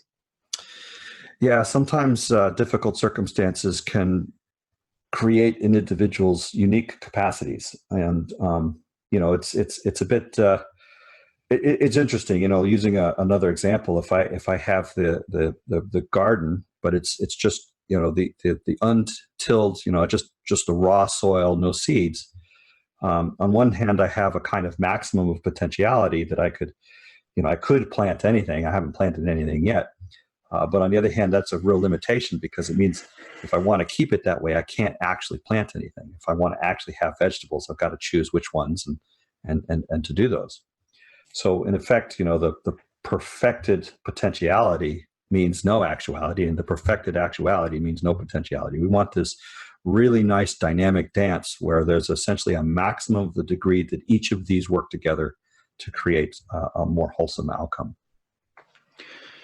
Which is a relationship between being and becoming, also a maximally beautiful life now that still has the potential to increase its beauty and possibility as time continues. Well, I would expand that notion of being and becoming to also include the notion of doing and being. If we spend all of our time doing, then we never stop to smell the roses. We end up living life without really ever appreciating the gift of life. The fact of our being here and able to have a conversation and to breathe the air and to essentially perceive the universe with wonder is a gift. And to some extent, if we spend all of our time in activity, we haven't engaged in the action of appreciating the gift. We have in effect diminished our experience and our expression of the value of the gift. Whereas if we spend all of our time just being and not doing, then we might be in complete appreciation of the gift, which is really great for the individual, but doesn't do anything for the community. So there's a natural balance between being and doing that needs to be maintained in order for the health of both the community and the individual to be sustained. But that only accounts for the first order of thinking about this. Remember earlier I was talking about, learning which model to apply when is sort of a second order phenomena of basically saying, well, I'm not just going to routinely use the same model all the time, regardless of circumstance. I'm going to bring the right model to the right space. And then, if I really want to go next level, I'm going to actually start thinking about, well, how do I create new models? What's the generator function? What are the principles that I use to develop new models when I don't have any yet? Right? Maybe I'm in a situation that's so completely different than anything I've experienced that I'm going to have to actually come up with new models de novo, essentially. And in effect, there's a need here for us to really understand what makes a good model, what makes a good application of a model. How do we know when the model reality connection is really fitting well? And this, of course, is leading us back to the kind of epistemology that science has. But the issue here is that the generator functions that generate good models are not going to be covered by the models themselves, right? So, for instance, the scientific method is not going to be able to explain why the scientific method is the epistemological model to use. To some extent, we have to assume that. We have to assume things like time and space and matter and energy and all the phenomena of actual versus potential as concepts before the notion of scientific knowledge even becomes relevant. And so in effect, when we're basically talking about, things at the being, doing, becoming level, we're talking about things at a reality level, and the becoming part is essentially the learning process, the meta level, adapting new models, creating new perspectives, creating new possibilities. It's the search function rather than the optimization function. And for the place that the world is in today, these kinds of questions, really are relevant, and to some extent, we're wanting to make a very fundamental shift in terms of what our individual and collective behavior is. But in order for us to rightly ground that, we need to understand these basic concepts as an ordinating basis for us to be effective about developing the new kinds of models, new kinds of applications that are definitely relevant. So given that this conversation is primarily about ethics, and ethics is about a theory of choice making, can we actually define choice formally? We've talked about the relationship of choice and causation and kind of hinted at there being a relationship between them, but you have a formal definition, or a choice must include. So choice itself is it's kind of three parts. The first part is that there needs to be a range of options to select from. The second part would be that there's an actual selection, that one of these is chosen as being the one that is the thing. So after I've done potential generation, created a bunch of options, I've now ranked them and decided which one I'm going to pick. The third thing that is needed for a choice is that the choice has to have a non-reversible outcome. There's this thing called, I use the language principle of identity. That which cannot be distinguished must be the same. So if I can't distinguish between having made a choice and not having made a choice, even in principle, then there's no valid basis for me to distinguish between the notion of choice and not choice. So in effect, a choice has to have an irreversible consequence in the world, because if I could reverse the consequence, erase the outcome, so to speak, then I can no longer distinguish between having the circumstance of having made the choice and erased it versus just never having made the choice at all. So the notion of consequence turns out to be just as important to the notion of choice as the selection event does. So in effect, there's and again, when we say choice, we're basically saying, if I don't have any options to pick from, then the notion of selection isn't meaningful either, right? So really, what we're saying in this is that these three things together are the minimum necessary and sufficient concepts required to construct a notion of choice that has any sense of meaningfulness relative to the way that term is commonly used. So in effect, we're looking at potential, some sort of interaction, and some sort of causation as an outcome. It turns out that when these things essentially line up in a sort of subjective perspective, that we experience ourselves, or we perceive ourselves, or we assert from a subjective point of view that we have choice. Again, this gets into first person, third person perspective to some extent, but that's also another topic. So from an objective point of view, if we are looking at defining the notion of causation, we're basically saying that there's from a subjective point of view, I perceive a thing, and then I perceive another thing, and the first thing seems to always be followed by the second thing, and that the regularity of the perception of these antecedents lead to these consequences, and that's a regularity of perception. That's more of what we think of when we think of as causation. We don't necessarily require an accounting for mechanism when thinking about causation, but there is a perception of a consistency between prior states and posterior states. Whereas with the notion of perception, what I'm perceiving is a subjective set of potentialities, right? I can't, the possibility of my going to a movie tonight, or reading a book, or going to a restaurant, or going to see my friends, or all the different things I could do this evening. There's nothing I can point to that can be measured in the objective world today that would essentially be those possibilities, because those possibilities are essentially just constructions in my head. There's no objective statement of those things. But I perceive a correspondence between those possibilities, my selection event, and the correspondence from a subjective point of view. So as a result, I I have this notion of choice. The same way that if I perceive a correspondence between an outside phenomena and some other outside phenomena, then I perceive a thing that I would call causation. And underlying both of these is the notion of change. And these three together itself is another concept that we could get into if you like, but how's that for now? So this next question I'm going to ask may be impossibly hard to do here, but let's see. So a lot of people who have paid attention to the conversation in philosophy, modern conversation in particular around choice, think about choice as, because you're mentioning the subjective sense of choice. And we've already mentioned earlier that commonly the concept of objective and real are made synonyms, which then means subjective equals not real, but kind of almost by axiom rather than anything else. By presupposition. Yeah. And so there's this concept that choice is an adaptive illusion that doesn't actually have reality, that a conflation of causation and determinism being the same thing, and that because people describe first-person experiences in a way that when their brain is hooked up to EEGs correlates with brain states to some degree, and the brain states seem caused by the physics of previous brain states, consciousness must be an epiphenomena and acausal.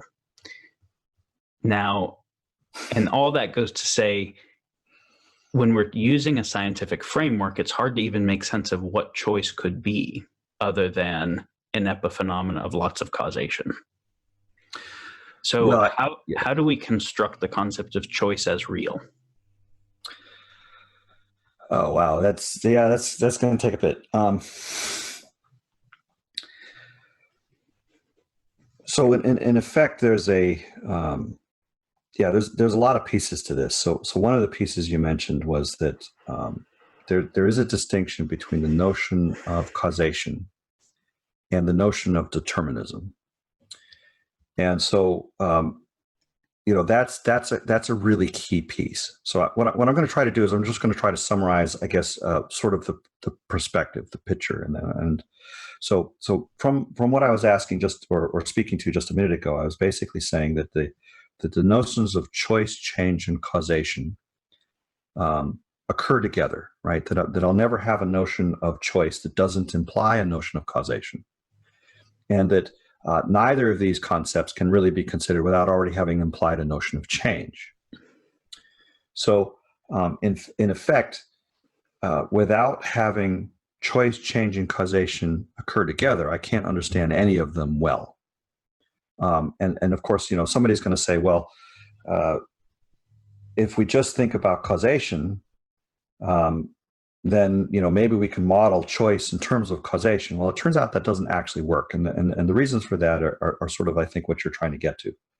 So one of the things that happens is that if you're using symmetry as a fundamental perspective, so the main thing is that because it's purely space-based, the concept of symmetry can be understood in terms of space without any reference to time. That the notion of time is effectively collapsed into space. If I presuppose the notion of symmetry as being the only valid, relevant concept to use, then what I'm going to inherit with that as a foundational starting point is essentially a reduction of time into space as a dimension of space. And this is, of course, where Einstein went with it. But also that the notion of causation and the notion of determinism must therefore be exactly the same notion. So in effect, we could say from a third person perspective that since there's no difference between change and causation, that I can describe essentially everything as essentially a static construct within some sort of space-time taken as a whole, which is really just a four-dimensional space. And then I can continue to extend this third-person perspective, and I'm basically going to say, okay, that time is an illusion, and that basically because the structure of everything is fixed all the way down to essentially kind of an absolute perspective, that there's really no difference between causation and determinism, that those outcomes would naturally have occurred anyways, and that we could have described those perfectly mathematically. We might not just happen to know what those mathematical descriptions are today. And that's kind of where the conversation has gone, and a lot of where the hard problem currently comes to.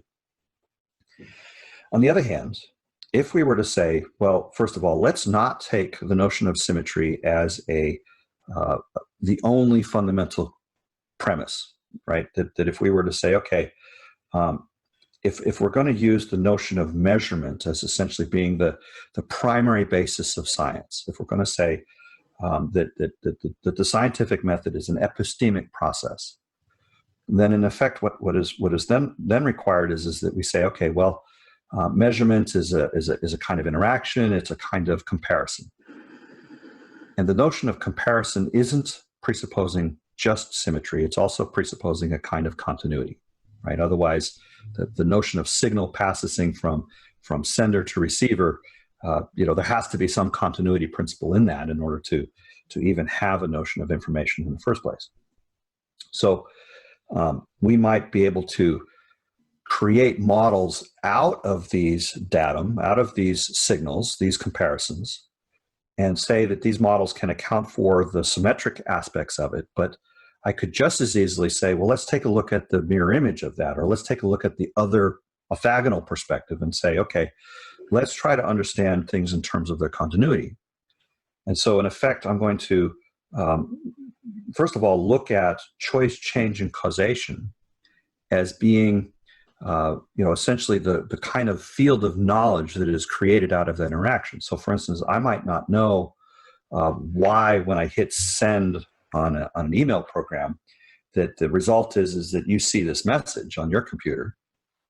But I do know that there's a relationship between my typing an email and hitting send and you're seeing that message. And I don't need to know the details of that. I do need to know that there's a discrete relationship between this happening and that other thing happening. So in effect, if we really are being very careful with our language and our assumptions and our perspectives, we notice that scientific knowledge is not actually knowledge of determinism, it is actually knowledge of causation. And that there's a slight and subtle difference between the concept of causation and the concept of determinism. That those two concepts aren't exactly the same concept. They have been connotated as if they were the same, but they're not. Determinism is to say that it is atemporal, that there is essentially a absolute microscopic determination of every possible detail all the way down to the scale of absolutely zero, right? And that there's no randomness, that essentially that everything about the structure is defined. Now, I might not know what that structure is. I might not be able to have, essentially the number measured all the way out to infinite decimal points to the right. But at least the notion of determinism asserts that could be done. Whereas when I look at the knowledge that science actually has, what we were really looking at is causal knowledge. There's a certain point at which, we might be able to verify this particular theory out to, say, 8 decimal points. But beyond that, we have no idea, right? Maybe the theory isn't true at the 12th decimal point or the 15th decimal point. And so in that particular respect, if we put, and we say, okay, the concepts of choice, change, and causation, well, change is in the middle. We put causation, say, on the right side, and determinism would be all the way to the edge of the number line, at the edge of the possible continuum, just to the right of where we would put causation. Well, let's look at the other side. At the other side, we basically say, well, if we're going to go in the opposite direction away from causation, somewhere along there, we're going to hit choice. And if I take a little bit of a step past choice, the next thing I would have would be this notion of absolute randomness or pure chaos or complete indeterminism, right? So now I have this sort of continuum that has on the line indeterminism, right? Randomness or hard chaos. Choice, right next to that, right? Because I can't predict choice. Like if I try to predict the next thing that you're going to say, well, I might get close, but if I do information compression, I try to factor out everything that I know about you and so on and so forth, there's still going to be some residual of things that I cannot predict. on the basis of everything that I know about the past. So in a sense, there's a certain degree to which the future is unpredictable. There's a certain randomness. There's the information compression process. If we're talking like a zip algorithm, using some sort of pattern detection, Huffman encoding, and all that kind of thing. That there's a residual amount of information that is just unpredictable, right? And so that's where the choices live, right? So essentially, there's a real close relationship between the notion of randomness, the notion of choice, and then going farther down towards the middle of this continuum, I have change. Things are shifting. And then to the right of that, I have causation and then determinism. So then we can say, okay, given that this construction based upon the notion of comparison, fundamentally assuming comparison, we now get to use the notion of comparison in the new way. We can say, to the degree that we are distinguishing between first-person perspective and third-person perspective, is the same degree that we are distinguishing between causation and determinism, is therefore the degree to which we're distinguishing between hard random and choice. And those three things co-occur. So in effect, and this is where it gets, this isn't speculative, but this is where things get really primal. That in the overall perspective, that the notion of consciousness, temporality, and randomness are distinct, inseparable, and non-interchangeable concepts. They must occur together. And that it's only from that perspective that we can really understand what quantum mechanics is actually telling us. So in effect, there's a sense of to the degree that we are saying, hey, signal process is happening. We're doing first-person experiments in time to try to determine what the structure of the universe outside of ourselves is actually like. Well, I'm basically using a first-person perspective to establish third-person models. But if I'm going to be saying that the third-person models to some extent are justified or grounded in the first-person perspective, then to some extent I have to account for the fact that those two aren't exactly the same. I can try to take the third-person model and try to come back and wrap it around to try to describe the first-person perspective, but now we're getting a sort of a kind of loop process, and I need to account for that in some meta framework. But that meta framework is basically saying, well, to the degree that the first-person perspective and the third-person perspective are different, and we haven't yet closed the gap, then the degree to there is a difference between causation, which is what scientific knowledge actually is, and determinism, which is what mathematics is, right? The tools that we use to do all of this stuff, is also the degree to which there is a subtle distinction between the notion of hard random and the notion of choice. Hard random is regarded as being meaningless, whereas choice is being regarded as meaningful. So from a first-person perspective, the choices I make matter to me. I won't make choices that I don't care about because otherwise it's not really a choice to me. From the outside world, my choices must seem random. In other words, while you as a friend who knows me and stuff like that could predict what I'm likely to say, I would hazard a guess that none of us can predict for any other of us exactly what it will say, down to intonations and phrasing and the very slight pauses that indicate emphasis and all the rest of that. There's always going to be some degree of the unknown in the universe. Otherwise, we could predict with complete accuracy, and causation and determinism would be the same. But obviously, the mathematics only works so far. The relationship between self and world is actually finite. There's a certain amount of bandwidth. It's not infinite bandwidth. So, to the degree that we acknowledge the fact of there being finite bandwidth, we must acknowledge the fact of there being a difference between determinism, the mathematical Platonic perfected perspective, and this more kind of Aristotle perspective. And then on the other side, we basically have to say, well, the notion of meaningfulness itself is now resting on the fact of there being this distinction that is only viewable and only evident from a subjective point of view.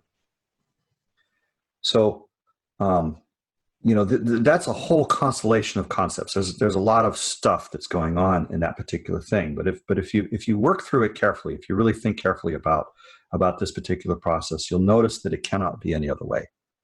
So, in that particular sense, what we've done with this particular construction is that we've effectively rescued the notion of choice from the sort of clutches of a just symmetry perspective, because a symmetry perspective would force either perfected determinism or perfected randomness and the notion of excluded middle, that it can either be one or the other. Either you allow for random things to happen, at which point patterns don't matter, or it's all about pattern and there's no randomness at all anywhere. Whereas if you take a first-person point of view, you don't have to think about hard randomness or hard determinism. You can essentially be in that middle space that is neither perfected chaos nor perfected form.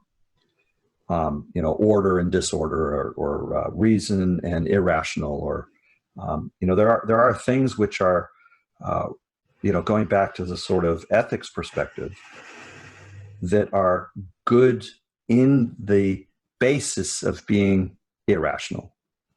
Love is irrational. If we're with a partner and we say, I love you because, and you fill in anything for the because, then that person's going to be in doubt that if that because ever changes, that you're not in love, you're not supporting them, you're not in service or helping them to manifest their dreams or to do the basis of the notion of love is that which enables choice as an actual practice.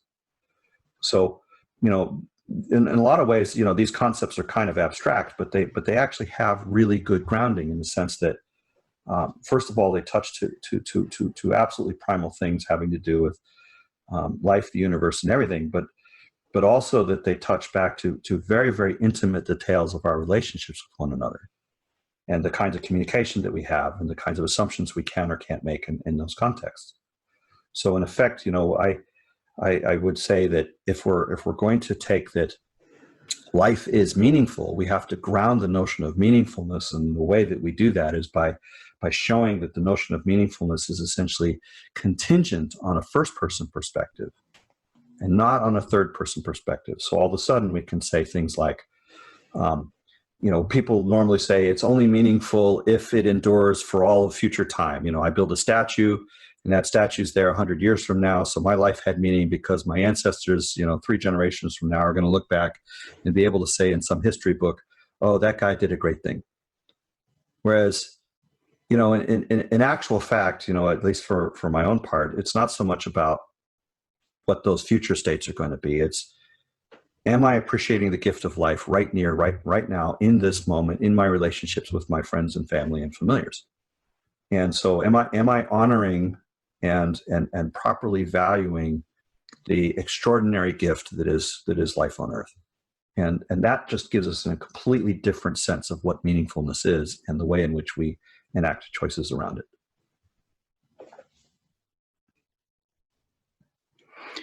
Okay.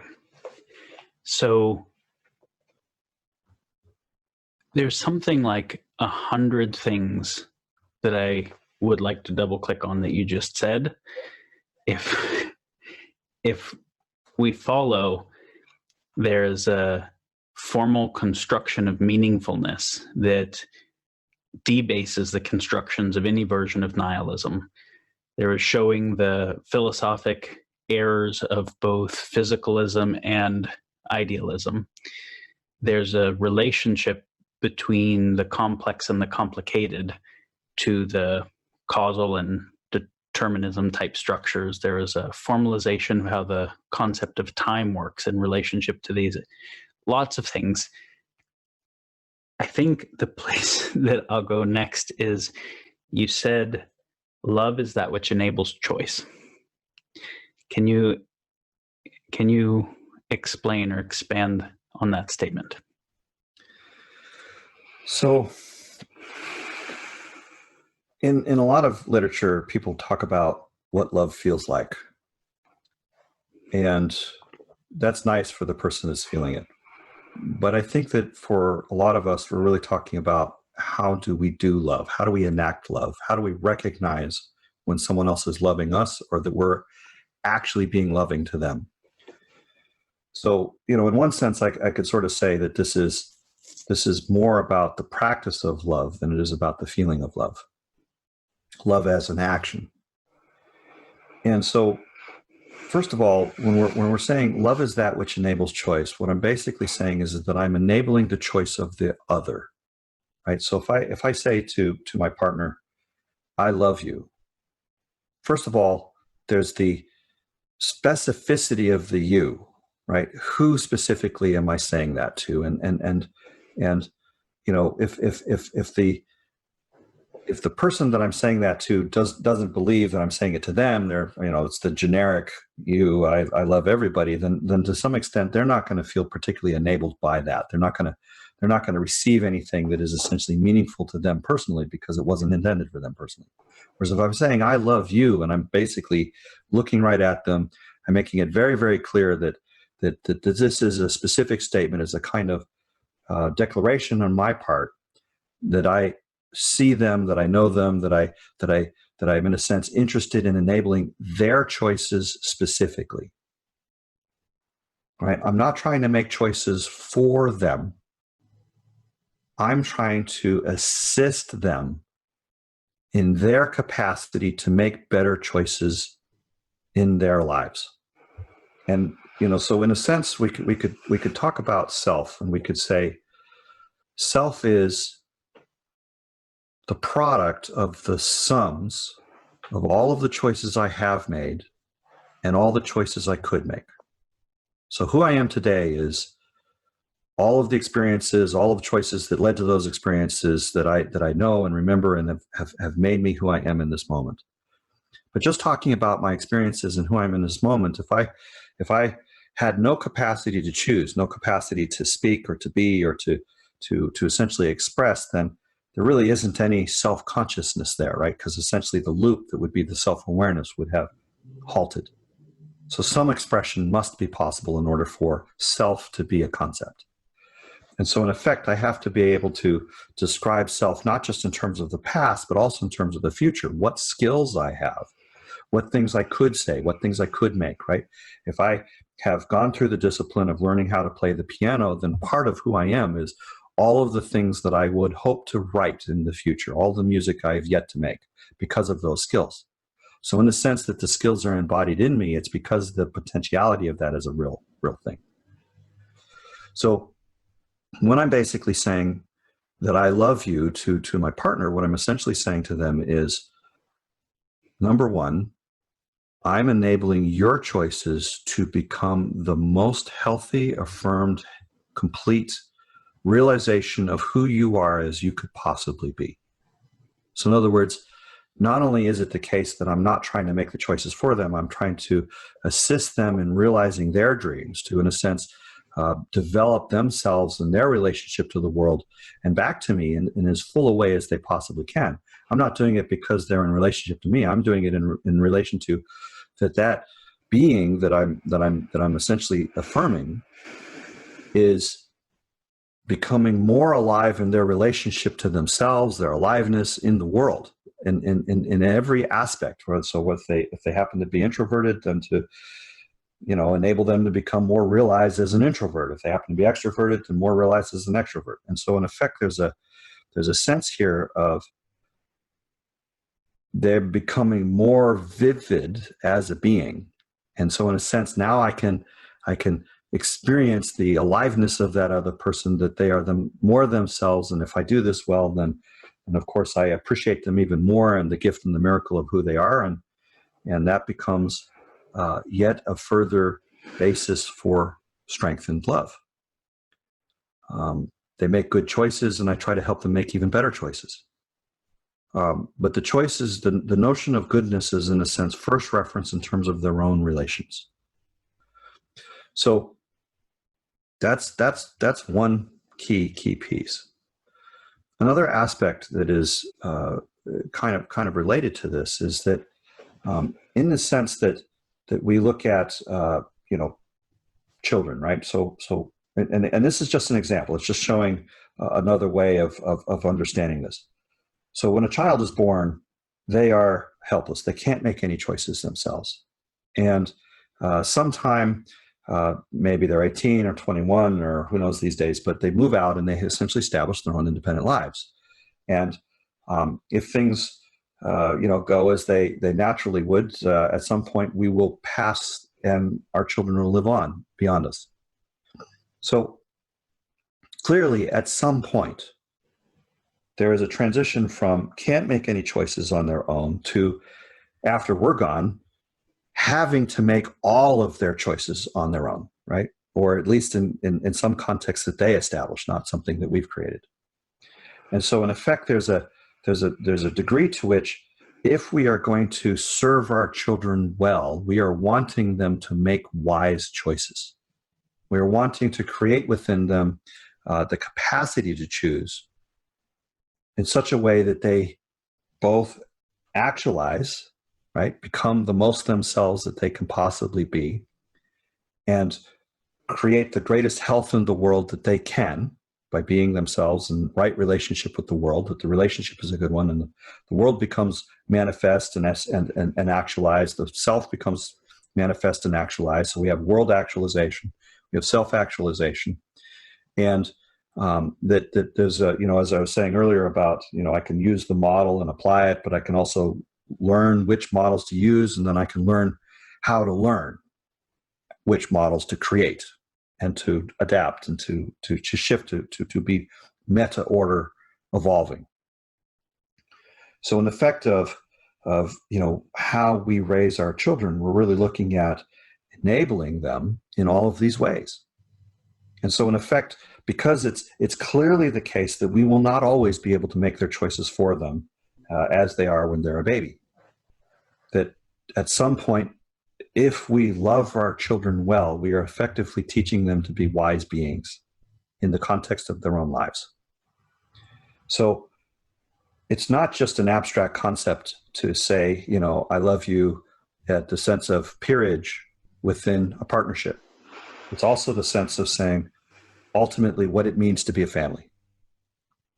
And this kind of concept can be extended. I said earlier that I wasn't taking a political stance, and I'm still not, but I can make a very general observation. I can say, if we're looking at, say, the relationship between a government and its people, that the function of a government is to protect the land and the people. That's something that our forefathers knew and really tried to encode the best way that they could, right? And that, in effect, if we're going to take up the mantle of that, we have to protect the land as the capacity to have future generations. Because if the land is sterile and poisoned and toxic, then you're not going to be able to grow food on that. You're not going to be able to have people live there. So you have to protect the land, and you have to protect the people. It's like the people are the seed of the next generation as well, right? And if you don't spend some time paying attention to the well-being of the future potential states of both of those things, then the choice to make choices for that civilization goes away. So, in effect, the necessity here is for us to go beyond just protecting the land and the people. The choices that we have now are effectively to go into the space of saying, how can the relationships that we have, how can the principles that we apply in the nature of choice, not just the rules that we make and the kind of causation that we try to put into effect, which can be manipulated in games and transformed into things for private benefit, but how can we basically really get down to the essence and stop, not just go from how questions, but to what questions. What is the essence of what we're trying to do? We're looking at the land and the people thriving. We want to make the kinds of choices that actualize thriving, not just boundary creates protection. Because this is, again, going back to this notion of decide, to cut away, to prevent from happening. Well, I can only go so far as preventing bad things from happening. And if I somehow am successful at perfectly preventing bad things from happening, the relationship between limitation and freedom now all of a sudden starts showing up. I've prevented bad things from happening, but now I don't have any freedoms, right? So there's there's a sense here of needing to engage in a way that essentially allows for both actualization and potentialization. We want to have some degree of protecting the land and the people, and some degree of helping the land and the people to thrive. And so, to the degree that we really get down to the ground of that, and we say, okay, ultimately, this is what it's about. And if we have any illusions that this is what it's about, then we really need to get clear about this first. Once we have clarity about that, once we know the answer to the what question, then we can start to think about answers to the how question. So, in effect, there's a kind of action bias. People go directly to, well, how are we going to make X happen? And they don't spend enough time paying attention to, are we asking the right questions? Are we genuinely clear about the values and the meaning and the basis of our choices? So if I'm going to be appropriately loving to a child, for example, I have to at some point acknowledge that really what I'm doing is I'm enabling them to choose, and this is ultimately what the meaning of love is. And if I'm in a relationship and I notice that the other partner is essentially spending all their time trying to turn me into somebody else, then they're not loving me, they're loving whatever that something else is. And so in effect, I might feel that I'm not loved, that someone else is loved or something else is loved, and therefore the relationship doesn't feel fulfilling, doesn't feel affirmed. So in one sense, we can use the notion of the notion of love as that which enables choice as a litmus test for the kinds of ethical thinking, the kinds of principled thinking that we're talking about. And we can consider that in interpersonal relationships, in family relationships, and in relationships between a community and a person. If we think of government as being essentially the social contract writ large, what is the relationship between the individual and the community, and how do we develop things that affirm the holistic basis of both of these? It doesn't have to be a trade-off of one versus the other. And so in effect, we need to ask deeper, more clear questions about the fundamental what of what's actually life and meaning, and the basis upon which we make good choices, the principles.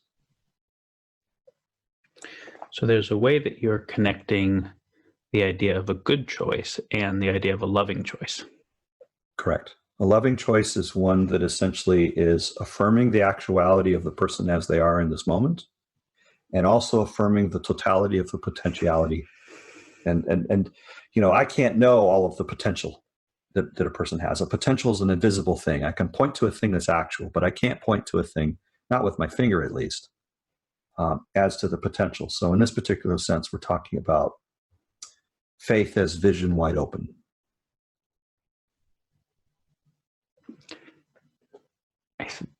I think you might need to unpack that one a little bit.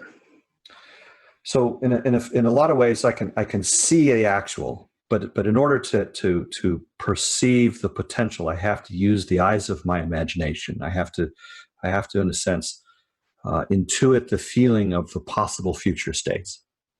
And so if I spend all of my time just looking at the world with my eyes, then all I'm going to see is what is. I'm not going to see what could be or become. And so in the choice-making process, we want to have vision as much as we have seeing. Seeing addresses the actual, vision addresses the potential.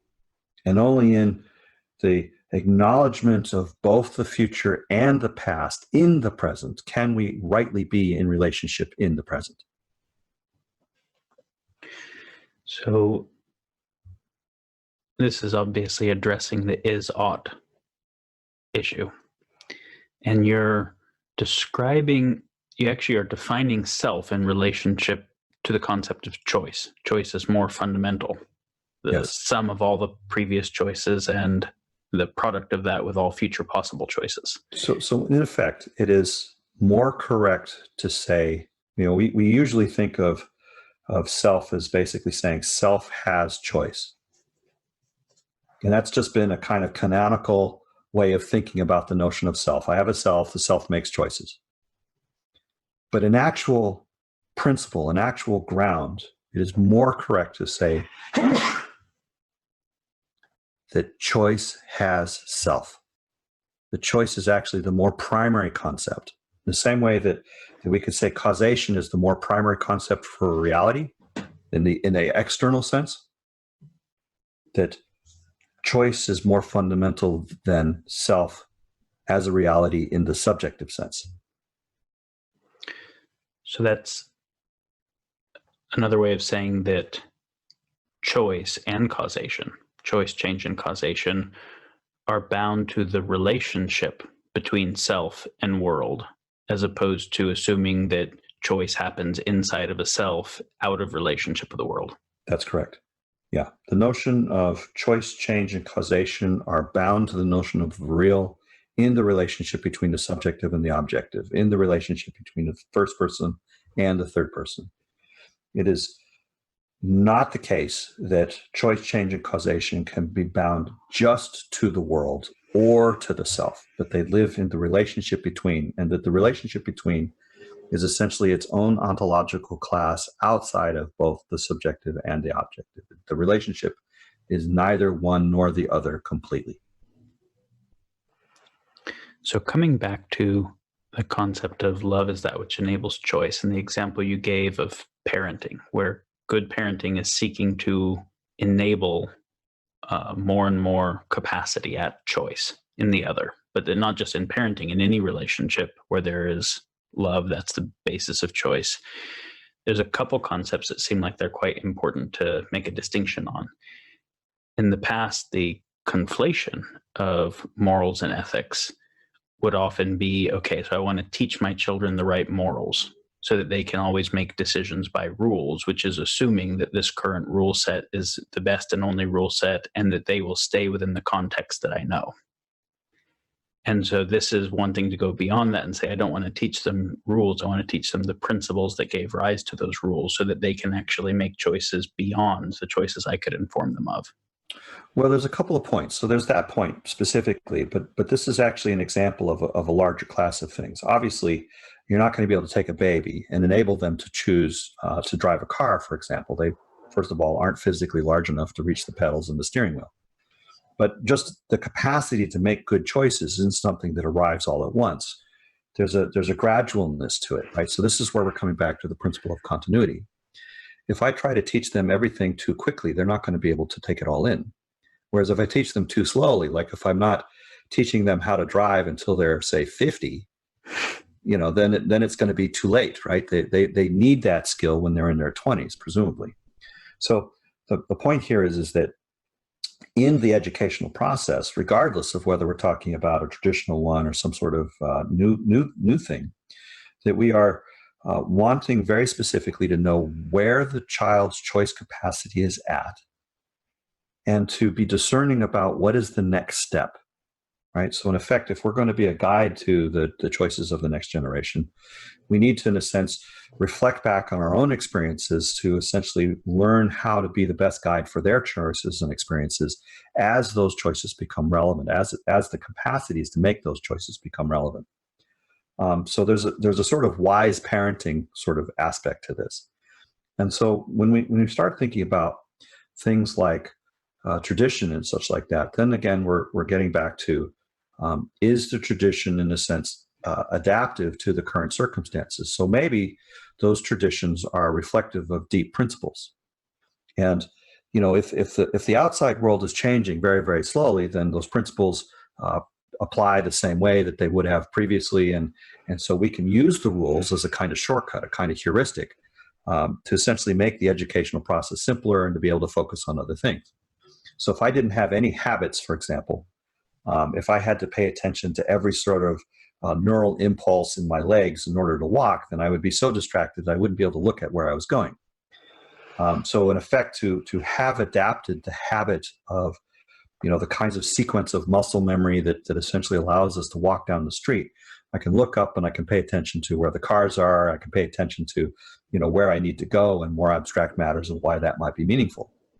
So in effect, there's an acknowledgement here that rule systems as a kind of heuristic process can be adaptive in circumstances where those rules are still applicable.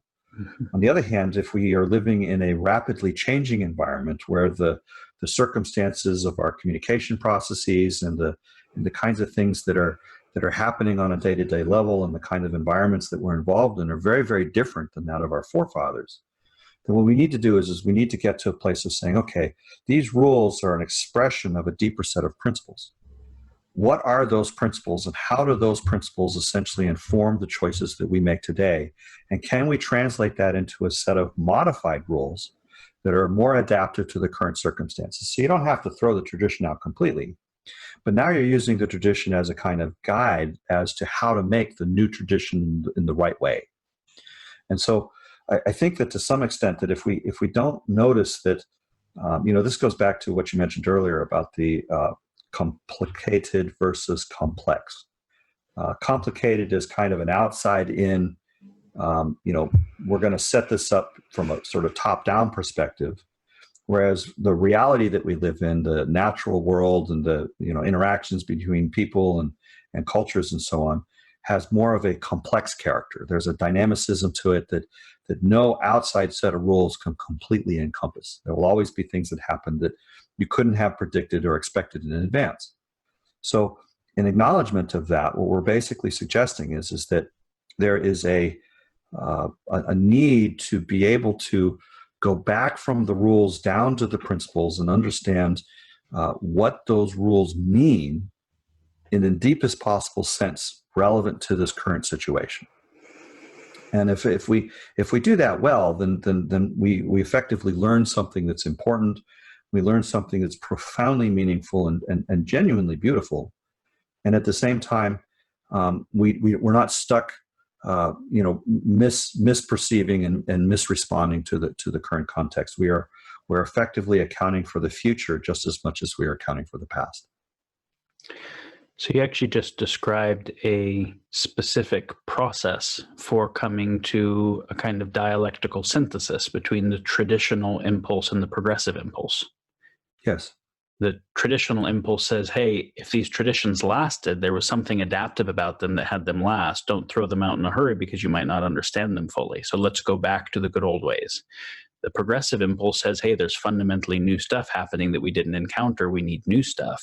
But we want to make sure that we understood the old stuff well and that the new stuff is kind of including and transcending. And the way that you brought that about is understand the principles that gave rise to the rules and the tradition, and then see how those principles apply to possibly new rules, but the same principles, the same generator function in new contexts. Yeah, I would be a little hesitant to apply the labels progressive and conservative, or traditional versus non-traditional, or any of those kinds of things. Because as soon as we pull in those kinds of labels, we're going to inherit all of the connotative baggage and political machinations that have been occurring with those terms historically. Really, what we're trying to get to here is just what is right relationship really, right? Are we in right relationship with our partners, with our children, with our families, with the community? Are we in right relationship to the earth? Are we in right relationship to our own bodies, to our own psyche? And, in effect, to really be able to understand how to navigate in that particular space, we need three things. We need a compass, right? Some sort of ordinating basis as to, what does it mean to make a good choice? This is what we're talking about when we say ethics. And then we need a map of some sort. What is the geometry of the space that we're in? What are we really encountering here? And then we need a knowledge of current position. If we don't know where we are, whether or not that map is essentially describing the circumstances we're currently in, then we still can't navigate, right? We need all three. If we're trying to traverse some landscape and there's a cliff right in front of us, or a mountain or a wall or something, and the map shows that, we know our current position, we know which way the orientation is, we can probably navigate around. Or we would say, hey, this is a circumstance we're tunneling through, is a good idea. Because in effect, we are essentially trying to have a sense of, first of all, maximizing the actuality and the potentiality. If I don't acknowledge the actuality of the present circumstance, if I'm not confused about the present and the past, I recognize the present. I accept it completely as it is without trying to, be in deceit with myself as to what is actually the case. So I can use the past to perceive the present, but I have to be able to perceive the present as itself genuinely. That's the actual part of it. Then the potential part of it is, can I be sensible? Can I make good choices? Can I essentially get to where I want to be? Do I have a sense of where that is in relation to where I am now? And so in effect, this is why the map is important. So, if we are basically saying, hey, we want to get to this particular location, first of all, we're looking at the potential space of all possible routes that will get us there. So there's not just a sense of where it is, but also a sense of what are the potential directions we could go to get to that particular position. So if I basically have the left half of my body try to go one way and the right half of my body try to go another way, that's not going to be a very effective choice. I'm going to be in conflict. So the first part of this is that if we're going to be essentially in right relationship to the future and to act and to move with quickly and decisively, so to speak, I'm going to need to have a unity of self. I'm going to need to create a sort of comprehensiveness that all of these paths have been evaluated in some sort of holistic way. There's a kind of internal council that has, hashed it all out, discussed it, made sense of the situation, and arrived at, okay, all of us is going to commit to this path, and we're going to go down this, and we're going to be aware and sensible by paying attention to the circumstances we encounter along the way so that we can adjust our path if it turns out to be necessary.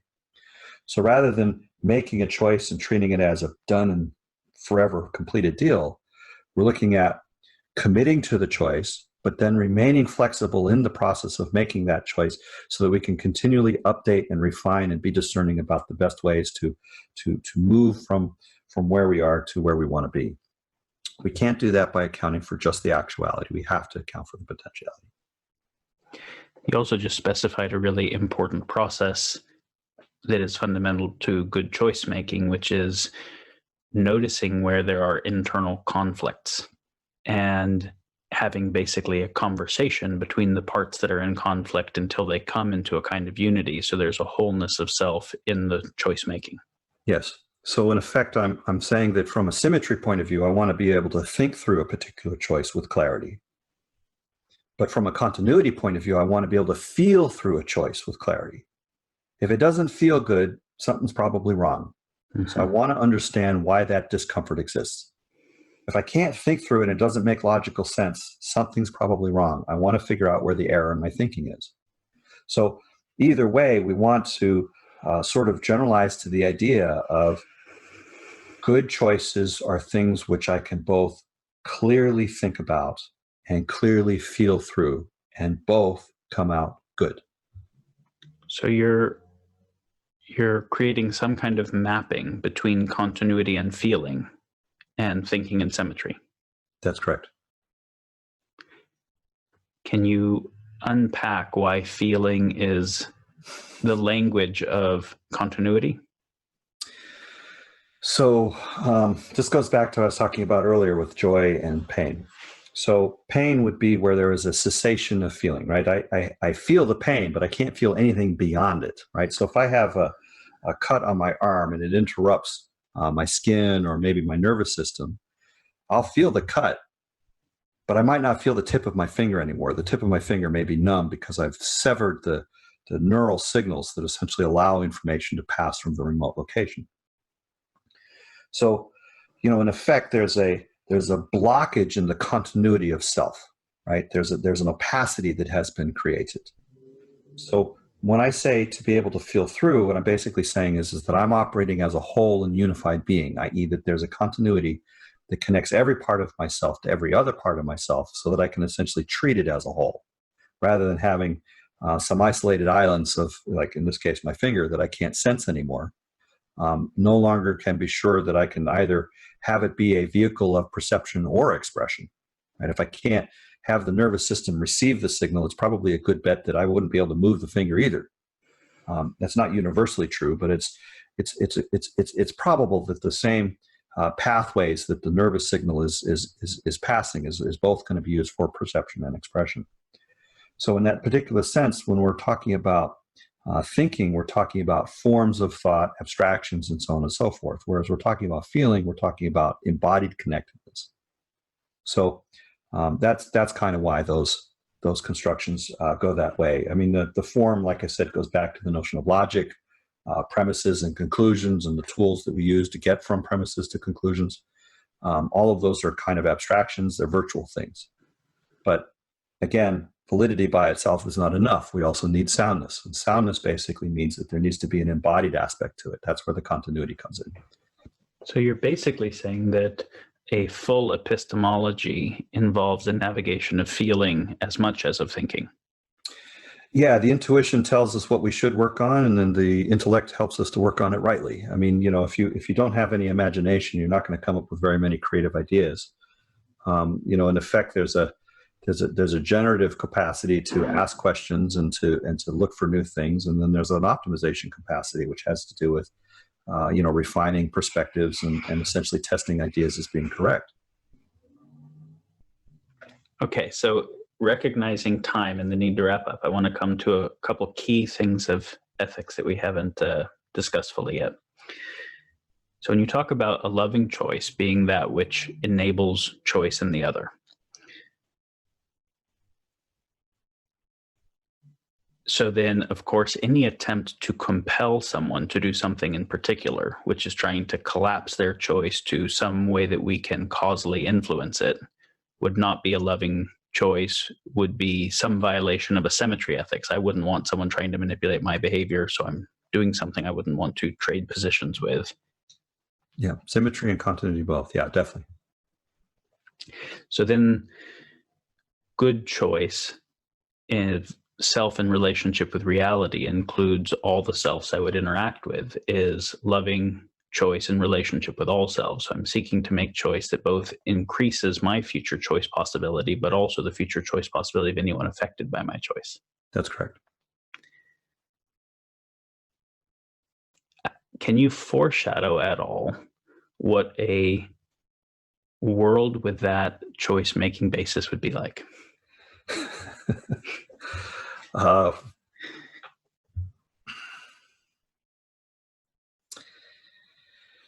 Well, I mean, a lot of people would try to go in a sort of utopian way of thinking about this, and I suppose that's a fair way of thinking about it. But on the other hand, I tend to think that if we go down too far a sort of utopian perspective, then we're very likely to create a dystopian outcome.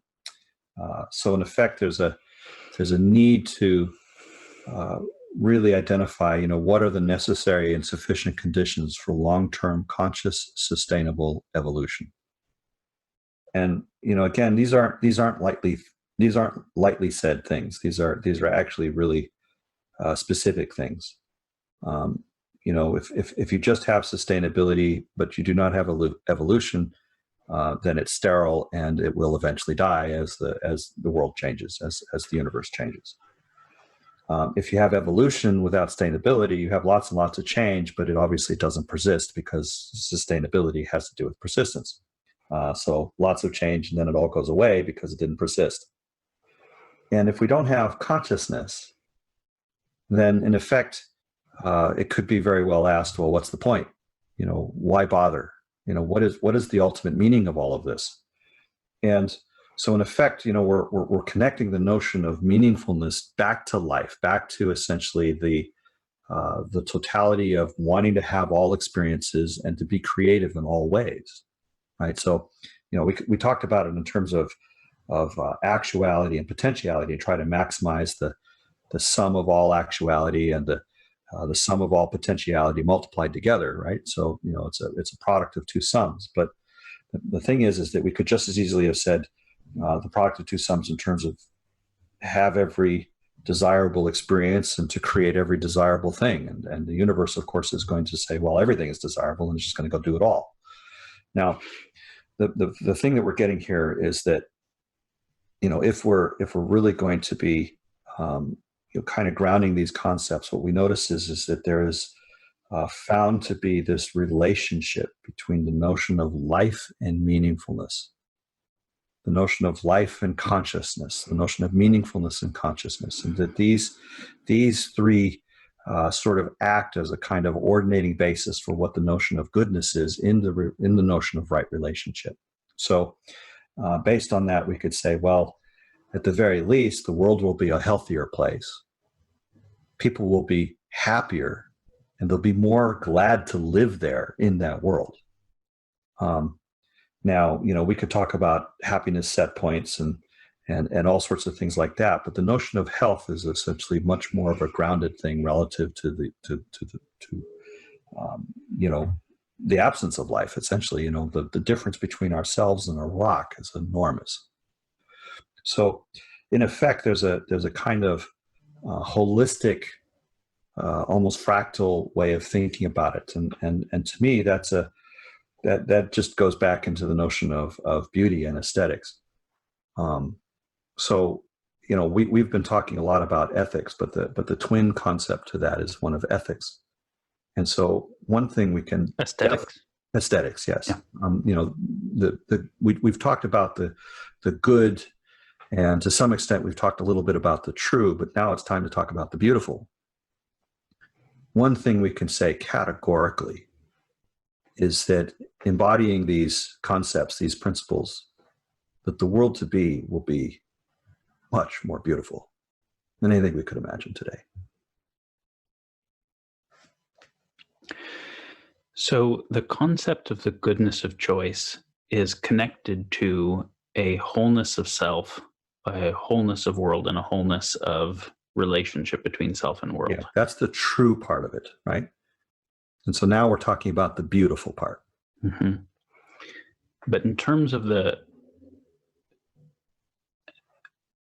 I could seek to fulfill a desire that would have causal consequences that would damage the choice-making capacity for something desirable for somebody else. And yet I would say under those circumstances, you have not fully realized the truth of your desire. Right. What you think of your desire on a surface level is actually reflective of, or maybe even a misinterpretation of, a much deeper desire, which is far more holistic and true, even for yourself. So talk about the consideration process, the thoughtfulness, the conscientiousness process that informs the clarity of desire that informs right choice. Well, the key word was already just spoken. I mean, you said clarity, right? So if I'm confused, parts of me are in conflict with other parts of me. It's a pretty good bet that parts of me are also going to be in conflict with other people. And so, in effect, what we're getting to here is that if I want to be in right relationship with other people, I have to be in right relationship with all of myself. I need to have a reflexiveness between getting the internal practices right and getting the external practices right. It's just a little hard to imagine that we would be able to do one without the other.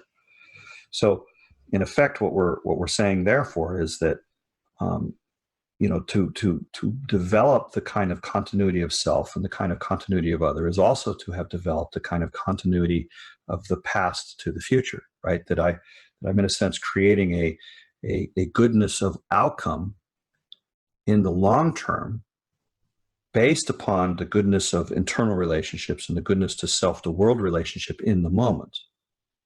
So I can't predict the future, but I can say that whatever future is going to be will be most enabled by healthy self, healthy relation to world. That is the maximum that I can do to create the outcome of healthy world, i.e. future possibilities actually being good outcomes. So if I have a desire and I haven't felt through the desire clearly enough, if I haven't settled that and really recognized the wholeness of it, then that wholeness isn't going to reflect into the relationship between self and other, and it won't reflect into the relationship between past or present and the future. So if I want to create a good relationship as a good future outcome, if I want to be kind to my future self or the future self of the world, then in effect what I need to do is I need to start with becoming clear within myself. becoming a whole and holistic being. In the space of being self-actualized, then I have the option, the open door, to be world actualized. This is so beautiful, because it means I can't understand the world well if I have inner conflicts, because different parts of me are going to be trying to understand it differently. But I also can't understand myself wholly if I'm not in right relationship with the world, because I'm not separable from the world. Right. And so there's a relationship of considering all of the parts of myself and bringing them into connection with each other, and also considering me in relationship with the world. And the past and the future. Yeah. Or the future and the past. I mean, it's, again, trying to account for the relationship between the past, the present, and the future is just as much a part of this as the specific things that you're mentioning. So again, I know there's going to be many parts of this, but one part of the kind of Buddhist idea of desire being the cause of suffering probably is connected to the idea of desires that are not fully clarified. Yes, I would say so. So what happens is that, and I think that we need to be careful about the notion of desire. I mean, first of all, it's a different thing to say desire than to say want or need. But it's also, important for us to distinguish between desire of form versus desire of feeling. Mm-hmm. So, for example, if the only way that I perceive that I have been successful is if I happen to, a year from now, have a Rolls Royce, and a year from now I end up with a Tesla, then I'm going to be disappointed from the perspective of wanting a Rolls Royce. But on the other hand, if the feeling of freedom is fundamentally the thing that I'm looking for, then it's probably more likely I'm going to be happier with the Tesla. So the point is that if I try to constrain the structure of what the future is going to look like based upon some sort of shape, some sort of form, some sort of preconditional picture of what it looks like, then it is almost certainly the case that the universe that manifests is going to be different than that. And I will for certain have suffering. I will perceive the difference between what I thought that I wanted and what actually happened as being the defining condition of my well-being. And of course, since the universe always has more than we bring to it, then in effect, there's always going to be difference between what we imagine and what actually manifests. So therefore, any amount of specification as to the form of the future is always going to lead to disappointment. This is the artist's dilemma. When they have an image in mind as to the painting they want to create, but then they need to depend upon the strength of their hand and the fineness of their muscle motion and the quality of the paints and the canvas and how dry or humid it might be that day, how much sunlight there may be. The image that ends up on the canvas might be actually pretty different than the thing that they imagined that they wanted to create. In fact, it's almost certain to be the case. And so, in effect, the artist is, if they're saying, well, it's different than I imagined, so therefore it's no good, and rips up the canvas and throws it away, they've deprived the world of the experience of what it actually is. So, in effect, there's a need for us to basically say, well, attachment to form is a problem. But if we think instead about the attachment to feeling, by that I mean the desire to be loving, the desire to experience joy and to experience health and to sort of appreciate the good things in life and to really actually have affirmation as to the miraculousness of it all, then losing touch with one's own feeling, becoming insensitive, unable to sense, unable to yearn or to have hope or to desire the beautiful woman or to move forward in a circumstance where there's a good thing to strive for. If we don't have the feeling of that, if we don't, in a sense, embody within ourselves the recognition of a goodness associated with beauty and with all of those things like goodness and truth, that would be to have let go of too much.